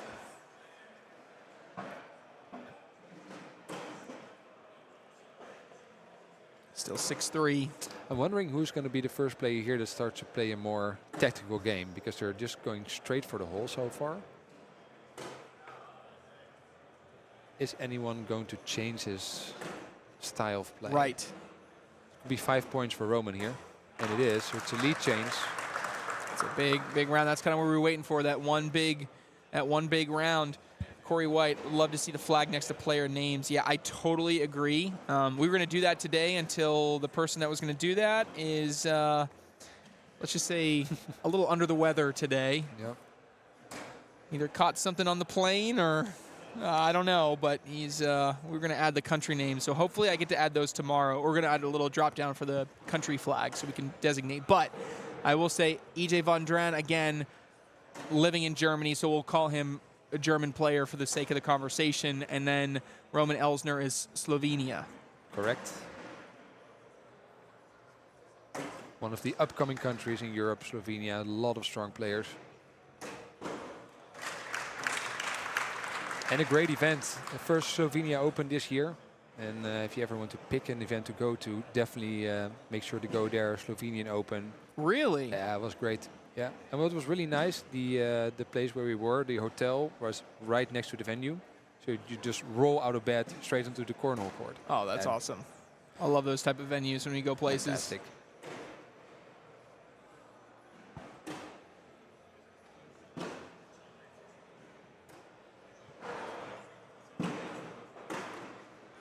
bunched up on that left side. It's going to be a tough collect here for Vandren.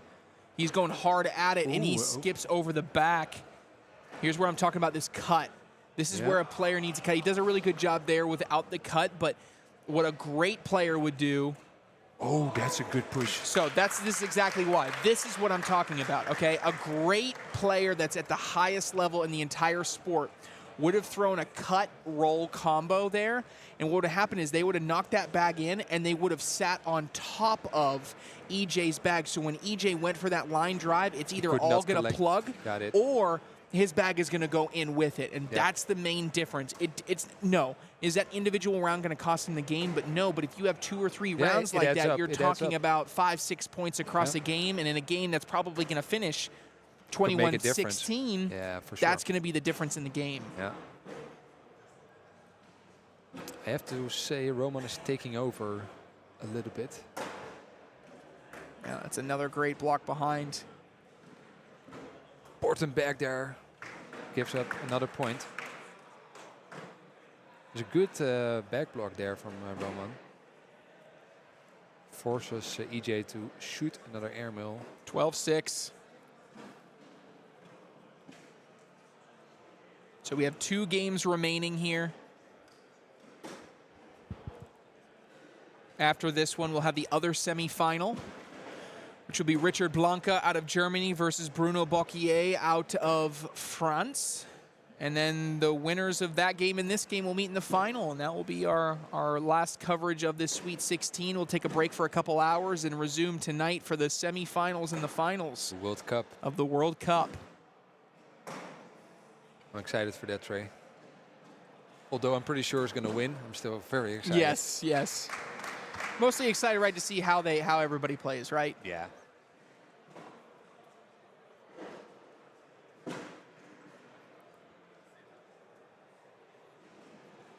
Will Sweden give Canada anything? That'll be the big question, I think. Yeah. Sweden was the surprise at the World Cup to make it into the semifinals, beating Croatia in the quarterfinals.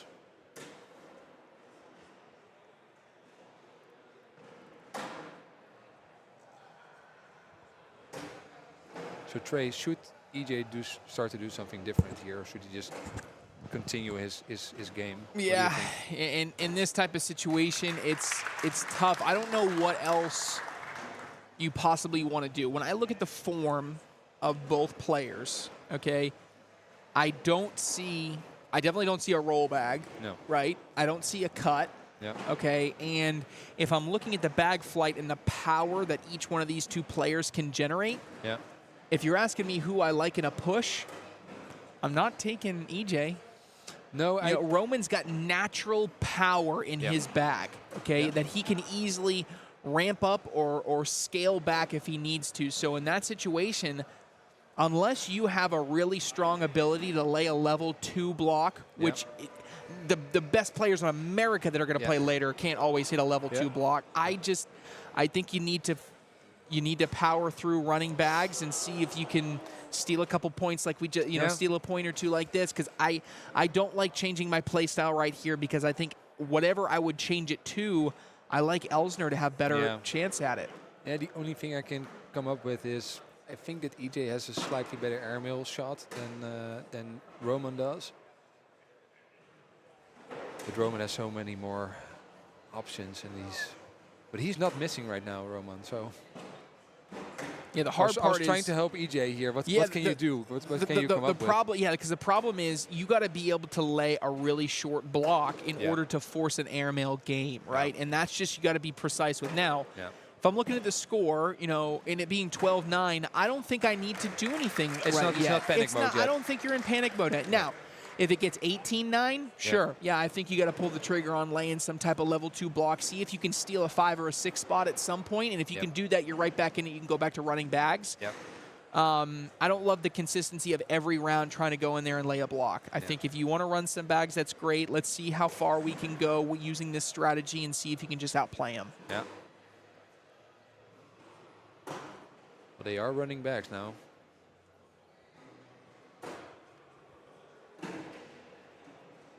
Yeah, Roman Ellner throwing a 10.41.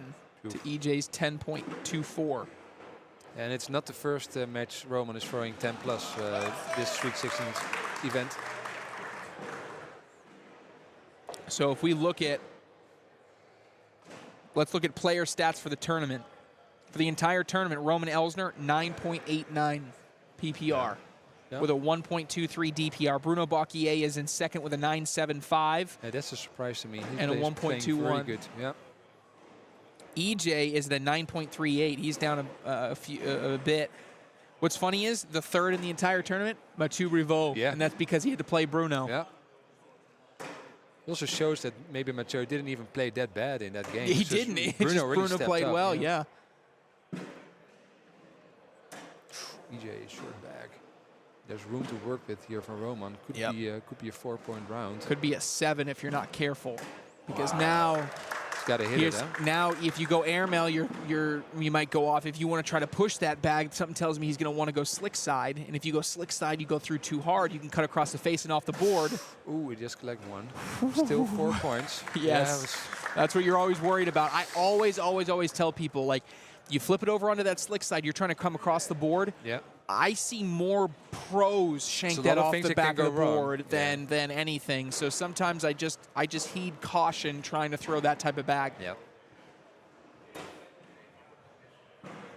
It's the most common shot that makes pros look bad. Oh, yeah. Is that step out, pushing across the board, and they sling that bag 3 feet off the back. Yep.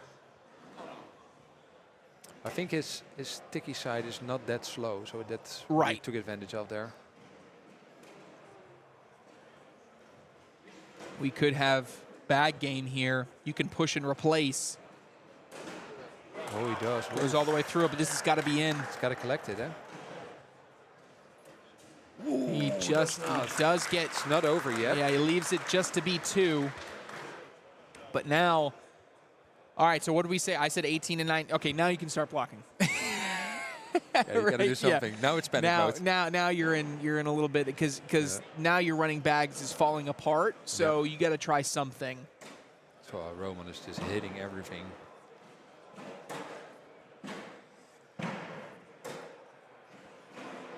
Now here you don't have to block. No, you can take your points. Oof. That doesn't help.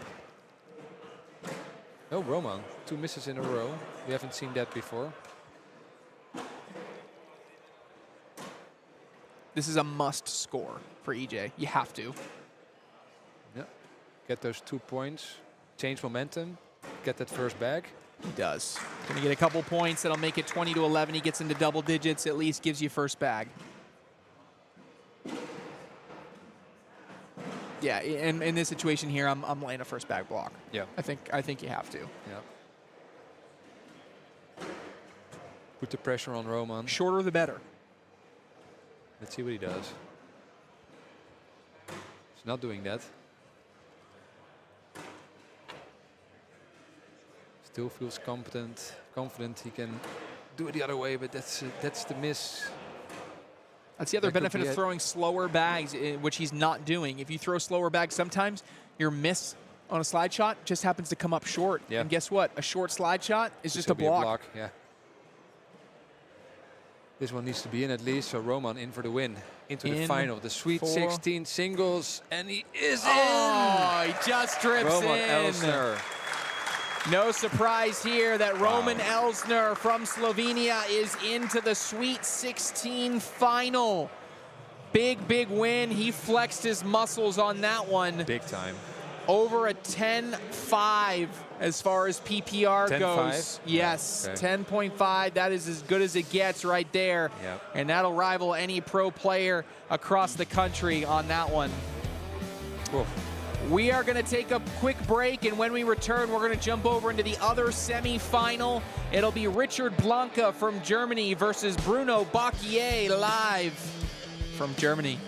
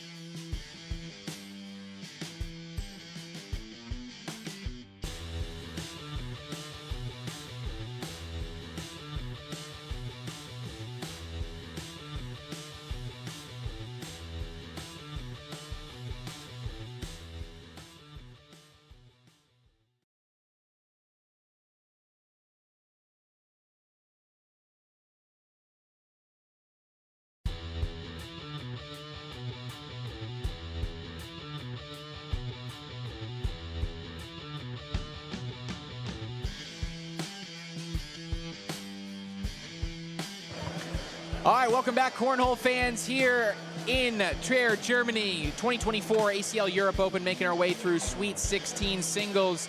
Tone is taking a break. We got a special guest in the booth. It is none other than EJ Vandren, Hey, who what's up, guys? just had a tough loss against Roman Ellner. Roman threw about as good as he could throw, though. Throws a 10.6 to your 10.09, but we were just talking in the break. Can't be too upset throwing above a 10, right? Yeah, you know, it's one of those things where, you know, you feel good, you feel like you played a good game, and sometimes you still lose. And I mean, so and give huge credit to Roman. The guy's a machine. So when he's in the zone like that, you better put something in the way, otherwise that bag's going in the hole. Yeah, he was. And I wasn't able to do that. Yeah, he played incredibly well. So you are obviously, you're American now living in Germany. You know, what has been your experience seeing the sport of cornhole grow here in Europe? Oh, Trey, man, it has been incredible. I've just been here just over a year. So first week I was here, I did make it to Paris for the Europe Open. I was pretty jet lagged and tired, and I just really came to watch. And you know, that was remarkable. I was like, oh my gosh, Europe's really growing here. Yeah. And now we doubled the attendance in a year. You know, we've gone to I think 8 or 9 different countries during the tour this year. Just amazing to see all these cultures, all these people playing the sport and growing the sport. So I look forward to seeing you know, what comes next over the next few years as I'm in Europe. Now, I was going to say, how long, so are you here semi-permanently, permanently? Like, how long are you planning on being in Europe? Looks like at least the next 2 years. Okay. So you'll see me on the Open a little bit longer. Yeah. Can't get rid of me too soon. No, just curious. But yeah, no, it has been great. Yeah, just a remarkable play. And speaking of great, I mean, these two folks right here on this matchup, my gosh, Richard Blanke and Bruno Bocquier, Germany and France right here. Yeah, this is an interesting one because Tone and I were talking about, right, okay, if you looked at the bracket itself, on the left side of the bracket are 1-2 seeds, or our 1 and 4 seeds. The top brackets on the other, or top seeds on the other side were you and Roman Ellner. And what did we get in the semifinals? You and Roman Ellner, right? And it worked out that way. Now, if you go onto the other side, the top seeds were the 2 and 3, Gooni, Rits, Mathieu, Rivault. Neither one of which have made it to this semifinal because they were eliminated by the 2 players that we're seeing here. So it's a little bit of a different story that we were talking about. On your side of the bracket, it was kind of chalk, the people that we expected to be here. This one had a little bit of the upsets. Bruno Bocquier taking down his fellow Frenchman in Mathieu Rivault, and then Richard Blanke taking down Gooni Rits, and what Tone said was probably one of the best games he's ever seen Blanke throw. So these are 2 players that are elevating their games right now to play at the game's highest level. I mean, yeah, you know, for those who've been watching the Europe Tour for last year or so, you know, they're no stranger to Mr. Airmail Bruno over here. So hearing Bruno beat his good friend Mathieu doesn't surprise me. And then this year, Richard Blanke, he's really turned it up. He's gotten me a few times. I like the versatility to his game. He switches things up. He can do a little bit of everything. To be honest, I'm a little envious. Yeah. But yeah, I look forward to seeing some of that shot selection during this game right here. Yeah, absolutely. Jumping in the chat here, Pelican Board saying, hey, EJ. So giving you a shout out here. They appreciate it, Christian. Some Roman Ellner fans in the chat. I see Irina Ellner. So you were never going to win that cheering section. If I see the same last name, you're not going to win that cheering section, EJ. You know, I don't know too many countries that are going to beat the cheering section of Croatia and Slovenia. They come strong. They certainly have a different vibe about them at these events, and they bring certainly the amount of energy that you'd be looking for. Right off the bat, you can see this game's taking a little bit of a different turn. We got a block, we got a back block, we got some airmails. A little different than the gunslinging approach. Yes. that Much Roman and different. I put together. Yeah, you two certainly were putting as many bags in the hole as you possibly could, filling up the hole. Yes. You know, I think we take the Major League Baseball approach. We just hope the pitcher, you know, wears his arm out by the 7th inning. And then you can just take advantage. Bocquier puts his first one in there, and now with another one split out to that left-hand side, looking at at a possible tie of this game unless Blanke is going to be very aggressive to go after that. And now, this is the one thing I was talking about, Tone, too. This is where the Europe game needs to take its next step. Because right now in this situation, Bruno Bocquier doesn't have a way to get that bag in the hole unless he wants to drag somebody else's. He doesn't have that cut shot, right?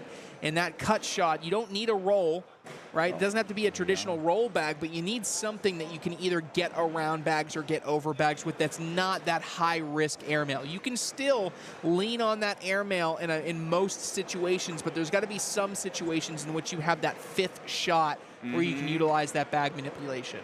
I agree. I wish I had it. You know, I was talking to you the other day, Trey, and you know, I was kind of relating cornhole in Europe to maybe, you know, USA 2019. You know, maybe a pre-COVID sort of game, right? You had some legends who were just gunslingers, and then I think some of those young guns came in with all that strategy and all these cool things they could do with the bags, yeah, maybe we need some of that. We need some young blood coming around here showing us how to do Honestly, these things. the youth has helped the game in the States and take it to a new level because they're the innovators, right? They're the ones that are trying new things, and once they learn how to do something, they become obsessed with it, and they want to do it over and over and over again. So sometimes to their detriment, right? Sometimes they're like, oh, I shouldn't throw the roll bag every single bag, but it's certainly it's a nice compliment to your game that you'd always like to have.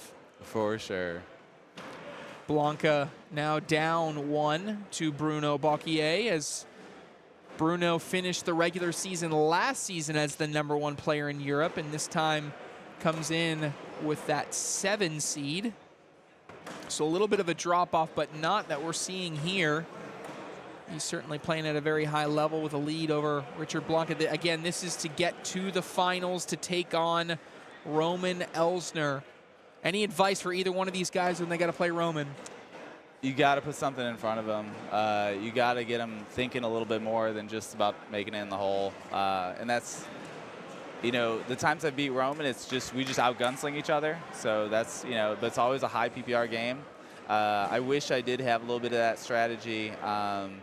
To put a bag consistently in front of the hole and then be able to do something with it myself too, right? So that's the other piece is, you know, block is one of the first steps. Right. Then it's like, what are you going to do with it?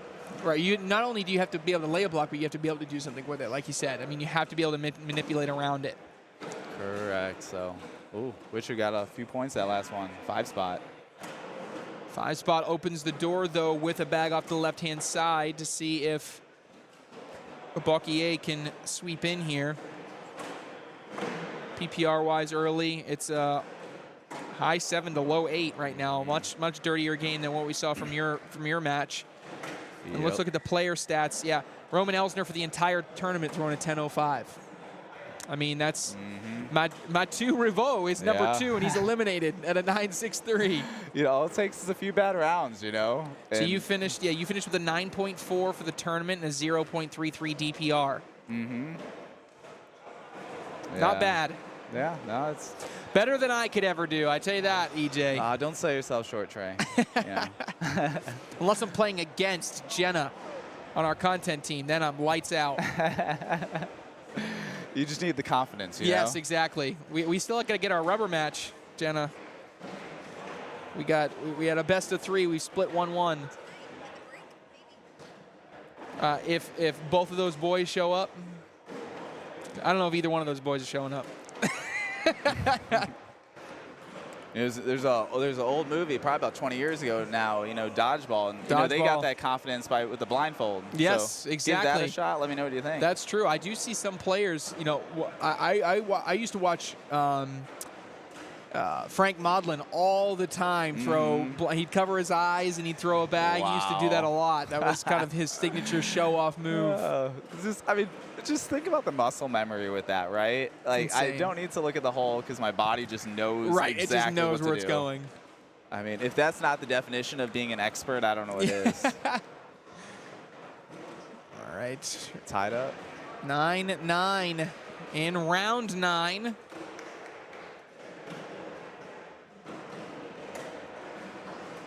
First bag is a little bit left, but I'd still say collectible, especially with how slick those bags are by Bocquier. He throws those real slick bags, but he ends up. That one's not.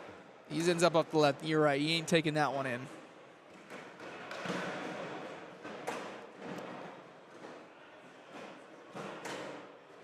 A nice level 1 V block. Close to center, and now he could split those. Step out and split. This is for a big round. This would give him 4 if he gets both. Blanke is away. And he almost pushes the wrong bag. That's going to be a wash. 8-8. Wow. Going to round 10. Very fortunate that bag didn't fall on the backside. So did you play cornhole prior to coming to Europe?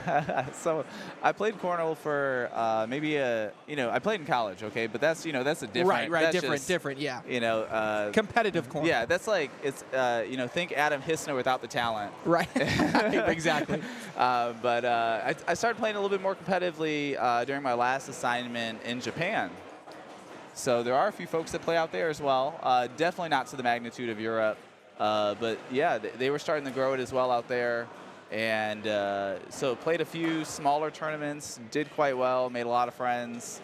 And yeah, when I found out I was coming to Europe, I quickly hooked up with folks like Gooni Rits and Tomas Pernak.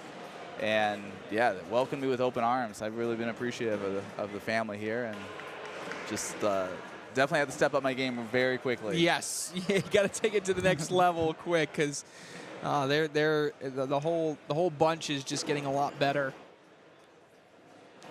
Right now, I'm the cornhole club I'm in is actually just about a half hour north of here. Beanbag Buddies over in Bitburg. So really happy to be a part of them too. Mark Hemler and Steph, they've welcomed me as well. They're like family out here. You could have just asked for a shout out if you wanted a shout out. I know how this game is played, all right? Next time you just got to say, hey, can I give a shout out real quick? I can just say yes. that was a little too specific there. All right. I've been in this game a long time. I've sat in this booth a long time, EJ. I know when a shout out is being manufactured. I'm too transparent, Trey. I'm too transparent. I just. All good. I love it. Oh man. Bag on the backside here for Blanke. Ooh, I thought that bag was going to make. I think one more bag thrown, that bag's dripping back in. But it's going to be a single point over on that side for Bruno Bocquier. 10-9.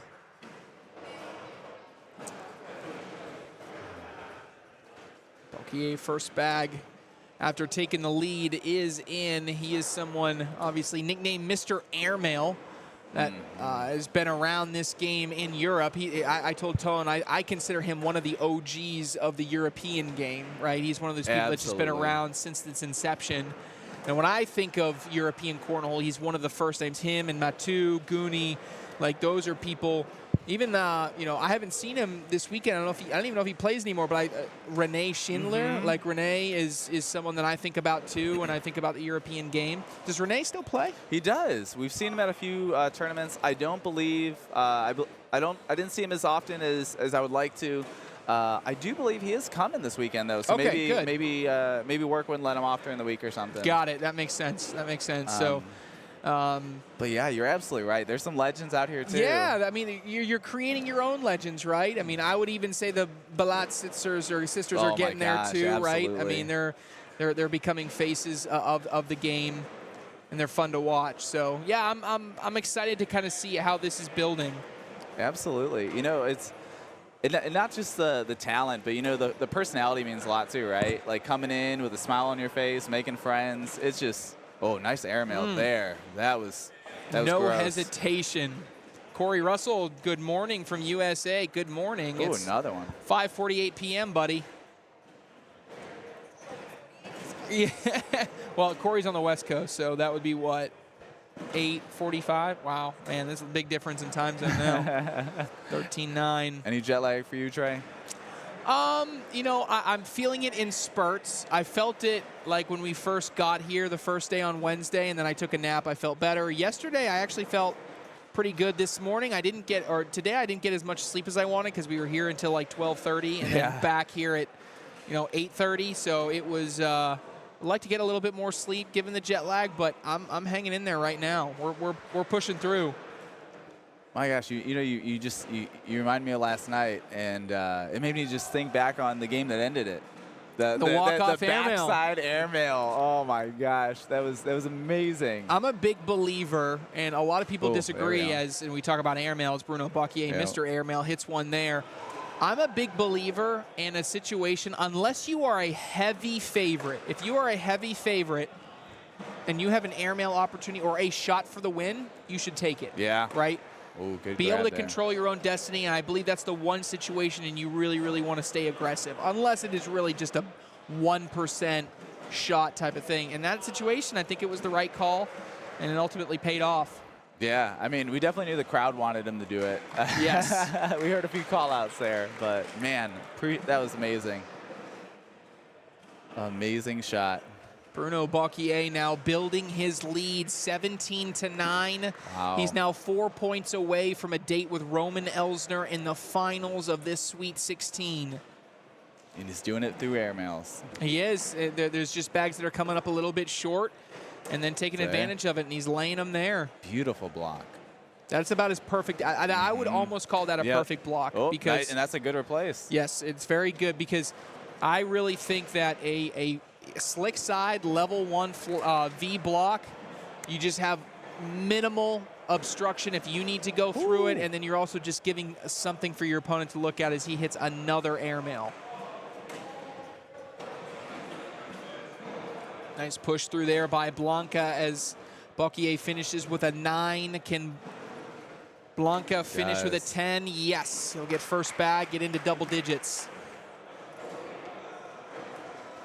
Angel Vega saying, what's up? Rockford, Michigan. Noon. It's noon checking in here. Yeah, it's we are here in Trier. It's a nice 5:51 p.m. Everybody getting into their evening routines now. We're going to take, so this will, one more game after this, we'll show the finals, and then we'll take about a 2-hour break, and then we'll be back for the semifinals and finals of the World Cup. So USA versus France in one semifinal, Sweden versus Canada in the second semifinal, and the winners playing each. Wow, Sweden coming in on the top 4. Yes, Sweden Impressive. took down Croatia in a 2-0 sweep. Wow. I was watching that first game with Kale and Linda versus Katarina and was it Albert? Yes. Yeah, that was an amazing game. Both games, Croatia had leads in both and saw them slip away. Wow. Wow, what a good signature win for Sweden there, coming into the top 4. Yeah, that's impressive. It's a huge win. I mean, for them to get that as Blanke gets a couple to make it 17-12. Blanke takes advantage with an airmail. Now, does Bocquier go immediately airmail here? He does not. He wants to try to lay behind. I like how he went right side block on that one too. Ooh. Double wide in front, and Bocquier is going to block behind, but he's only on his lane side. And there it is. This is a expert level round here for Blanke. He can go in to capitalize, give himself a couple points.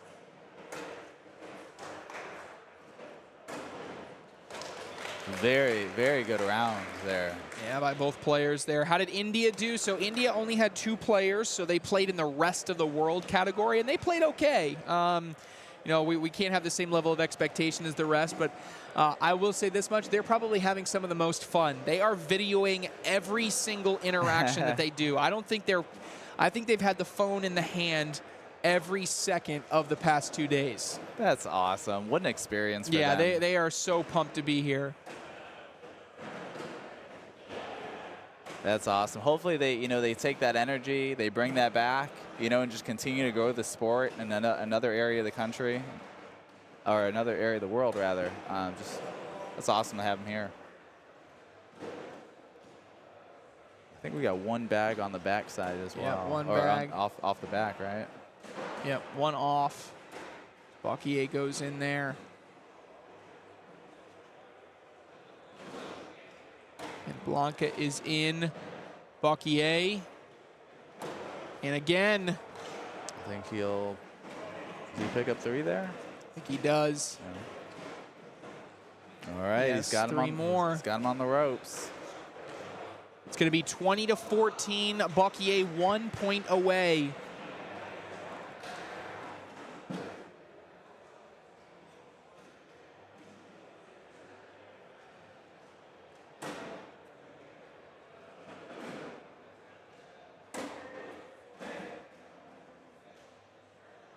First bag in by both players. Bocquier was a little bit left. And now do we get block behind? Yes. And now Blanke does have a little bit of a cut. This is what I want to see it now. Oh, he's actually going short airmail. And now if I'm Bocquier, you're going to point away. I think you just lay up. He's got sticky side down now. Yep, that's exactly what he wants to do. And now you got to have a bag in here by Blanke. You could even sacrifice one. If you knock yourself in and go off the back, it could be for a wash. But you have to get a bag in here. Could be the bag in your hand, could be the bag on the board, whatever. I probably like a short little rodeo. Ooh, nice. Do you think that bag on the left will clip it though, or you think it'll stick it, or? I think the one on the far left is fine to stay there. I think you just got to get it back in, land short airmail. Oh, and, wow! A little bit short airmail and knocks one in. It's going to be a single point for Blanke. Yeah, 7-6. All right, he's still alive. How many times have you seen games kind of stall at that 20 mark, though, right? It's like that 1 point. It feels like it can take forever. I would say, you know, as many games as I call, I don't see it as much at the pro level because I think pros have gotten, the reason that they are pros is because they get over mental hurdles kind of like that. Whereas I do see a lot of amateur games at 20, they don't have the ability to mentally focus and get over that hump. So, I mean, it's certainly something that you have to get over. I mean, even playing at this level with all the cameras, people talking about them, it's just a whole different game. It is. Might be a benefit that Bruno doesn't understand much English at all. That even if I was talking loud enough, he couldn't understand what I was saying. For sure, absolutely. You know, I didn't think about that, but you're absolutely right. All right, I'll tell you what. Could you hear me? A little bit, just a little bit. You know, I kind of like it in a way. Sometimes I can even hear like a little bit of strategy, and so that's kind of nice. But I'll tell you what, when I play again, you speak in French, and I'll let you know sounds how good. that worked, okay? Yeah, the second, all I got to do then to do that is just learn French, and that'll be good. I got Duolingo on my phone, okay? You got you got a 10-minute crash course. I was going to say, so in grade school, I took like Spanish and took Spanish throughout high school. And then, so when we were in Paris last year, I could recognize some words because it was, you know, Spanish and French have somewhat similarities, right? German, no luck. I see words that I have no idea what they mean, so I have no luck here in Germany. It's either, you know, either they don't speak English and we're using Google Translate. And we're right on the fringe here as with that bag off to the left-hand side, this is now game time possibility here for Bruno Bocquier. If he makes this fourth bag, that is going to be it. Now he just needs to be on the board. Actually, no, he doesn't even need to throw it. He's going to throw it anyway. Bocquier is away and finishes with the 4-bagger. And Bruno Bocquier advances to the Sweet 16 singles final where he will take on Roman Ellner of Slovenia. A big, big win for Mr. Bocquier. We're going to take a quick break. When we return, we only got that one final match remaining. Bruno Bocquier against Roman Ellner, live from Germany right after this.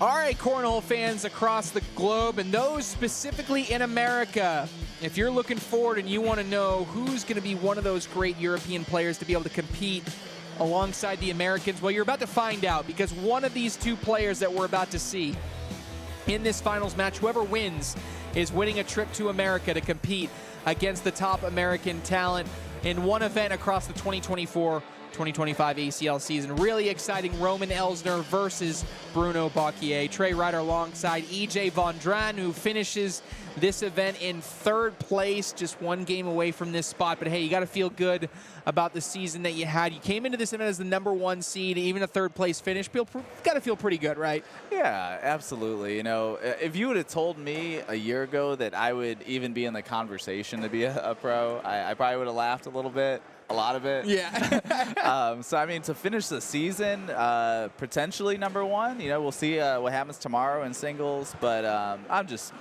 along for the ride, Trey, and it's been a blast. Yeah, it's a ton of fun, and happy to be here. And Tone's here in the background. He's saying hello.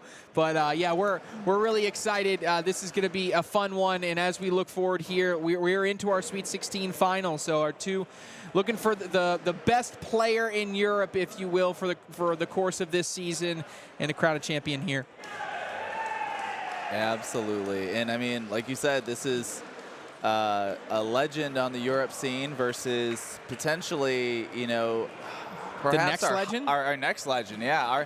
I would say right now, Roman's probably our hottest Europe player right now in terms of, like, the last tournament I saw him at, he was just on fire, killing it.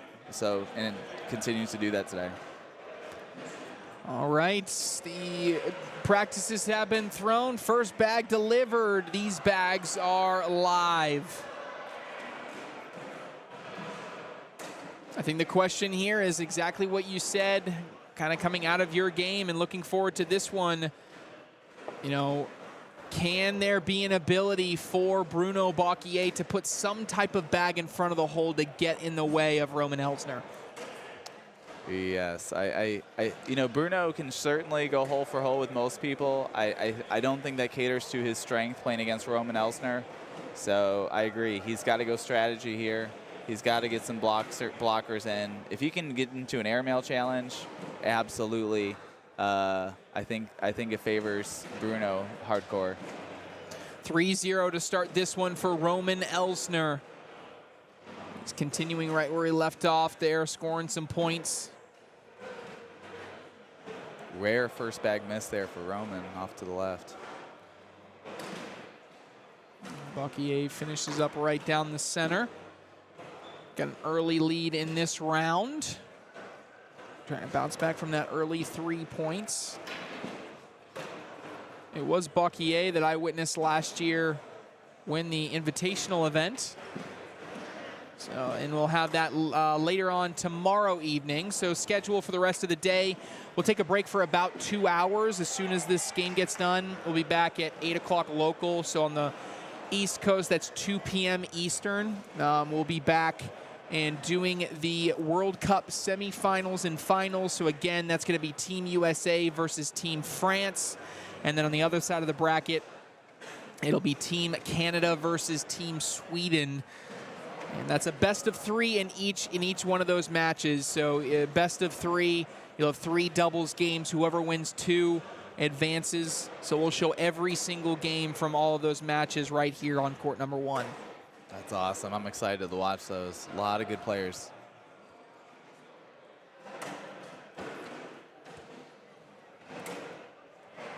Oh, and that's an interesting block there, and I know what's coming here. Airmail by Bocquier, the most predictable shot in the game here, and Ellner is not going to try to collect his own bag. But he kind of runs into it a little bit there. So Bruno's going to go back up and clean airmail. And Ellner with a push. That's a good push there. He needed that. Really solid push. That's going to give him a point. Going to make it 4-2. Roman Ellner doubles his lead from 1-2.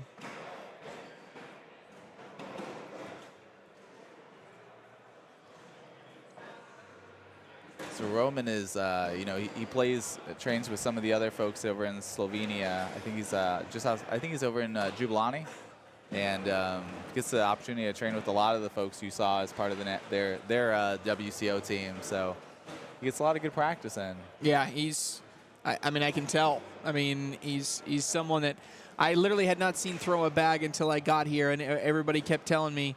Honestly, everybody kept telling me two names. They kept telling me EJ, and they kept telling me Roman. Those are the two that I needed to watch for the weekend. I think they told you me because I have a friendly, happy face. And then for the talent, I think they pointed you in Roman's way. But it's very kind of you, Trey. Very kind of whoever said this, too. Going to be 2 more points for Ellner. He's up to a 4-point lead, 6-2. He's starting to get into a little bit of a routine again. So, like I said, it comes in waves. And when that waves comes, well, you saw what happened last time I played him.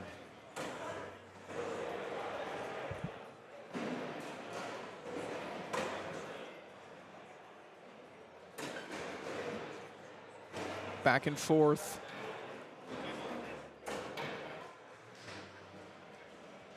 And this might be a game, like you said, where Bocquier might want to think about throwing a few more blocks than he normally would.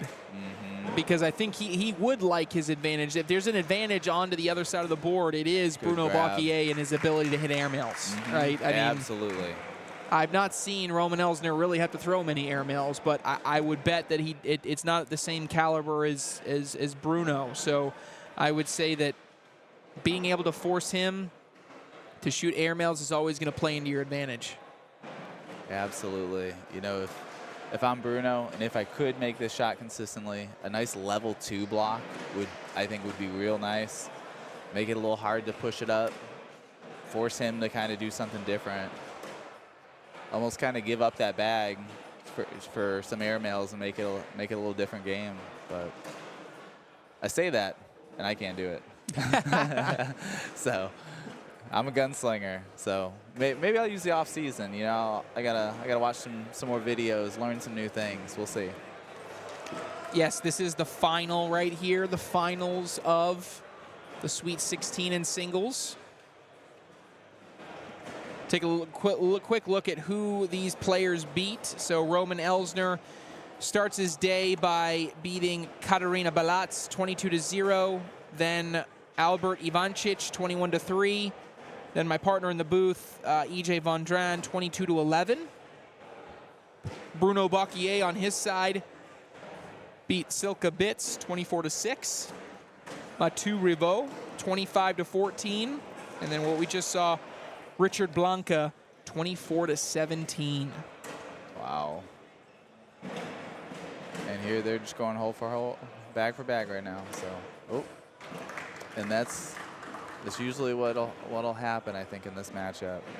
Yeah, bag bleeds out to the left-hand side, 8-2 now. Ellner with the lead.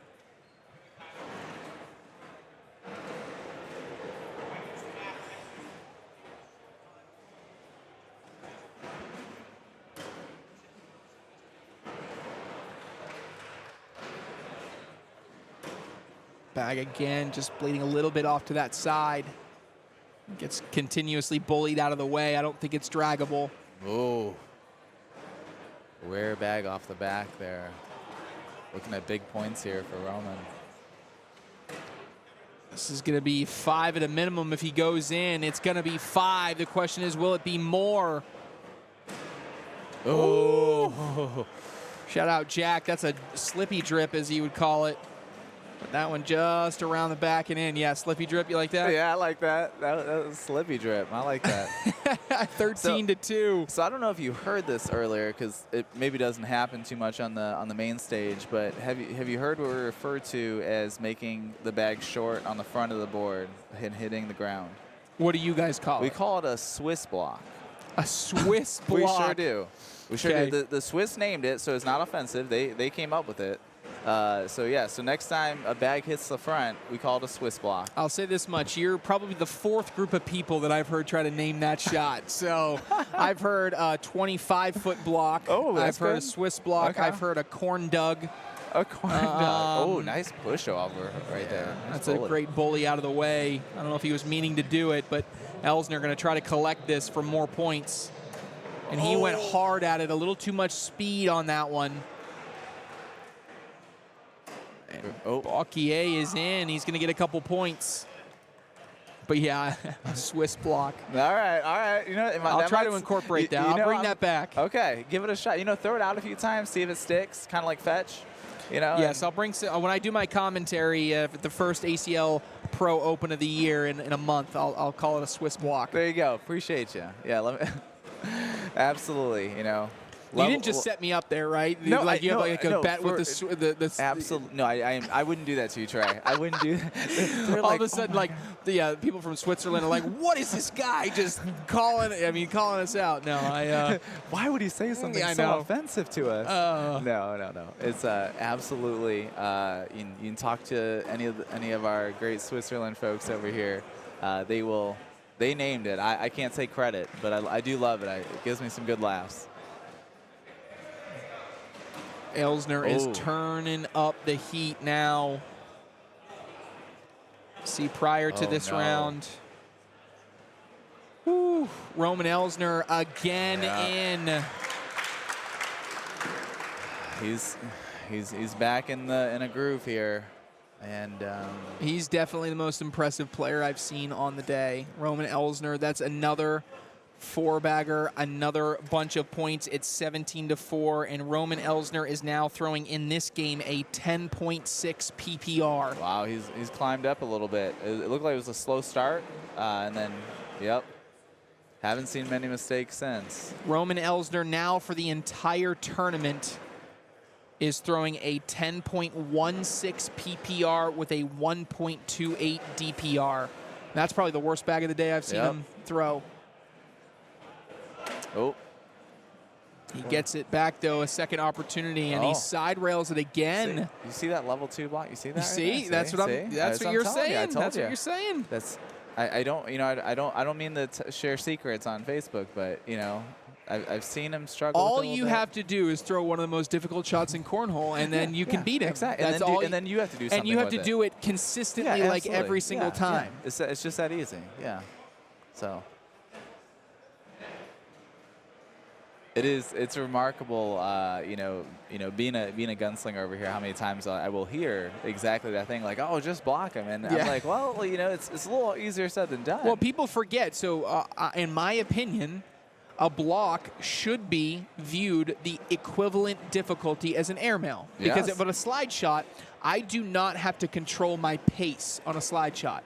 I could ram the back of the hole. I could drip in the front of the hole. Either way, I have a large amount of speed that I can control along my bag, whereas on an airmail I have to control I have to control my exact left to right and up and down distance. Same thing with a block. I have to control my up and down and left and right distance. So when you start thinking about training, when people train for airmails, you need to train for blocks in the same way that you do train for airmails, because if you don't, then you can't expect to hit a block with the same level of consistency that you hit an airmail. Absolutely.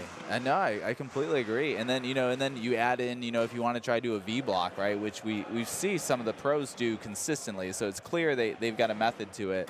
You're just adding now, not just putting the bag in that area, but also making sure it's positioned in a particular way. So, just remarkable. But yeah, it's how many times do we see the attempt? Heck, the game I played against Roman, I tried a few blocks, and I got a lot of them were kicking to the right on me, and then there goes my bag, and he's got an open lane still. So now I'm like, okay, I guess I'm looking at a 12-10 round right here. So. Yes. And unfortunately, I would be the 10. So. All right, we got a couple bags off to the side here by Ellner. This is an opportunity to get some momentum here for Bruno Bocquier.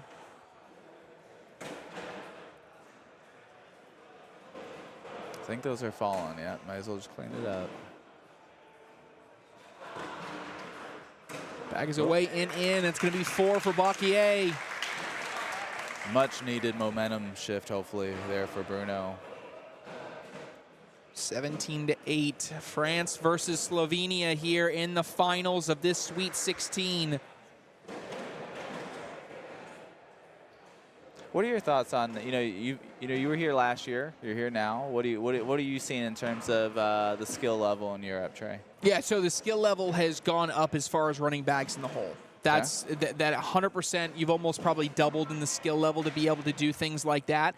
And what I said was, the next step is a year from now, I'm going to see much more defensive play. That's just what I'm going to see for the next. When I come back next year, I'm going to see many more people. I saw one player today. And I went up to Tone and I said, there's one player, if I'm looking at the player with the most potential, right?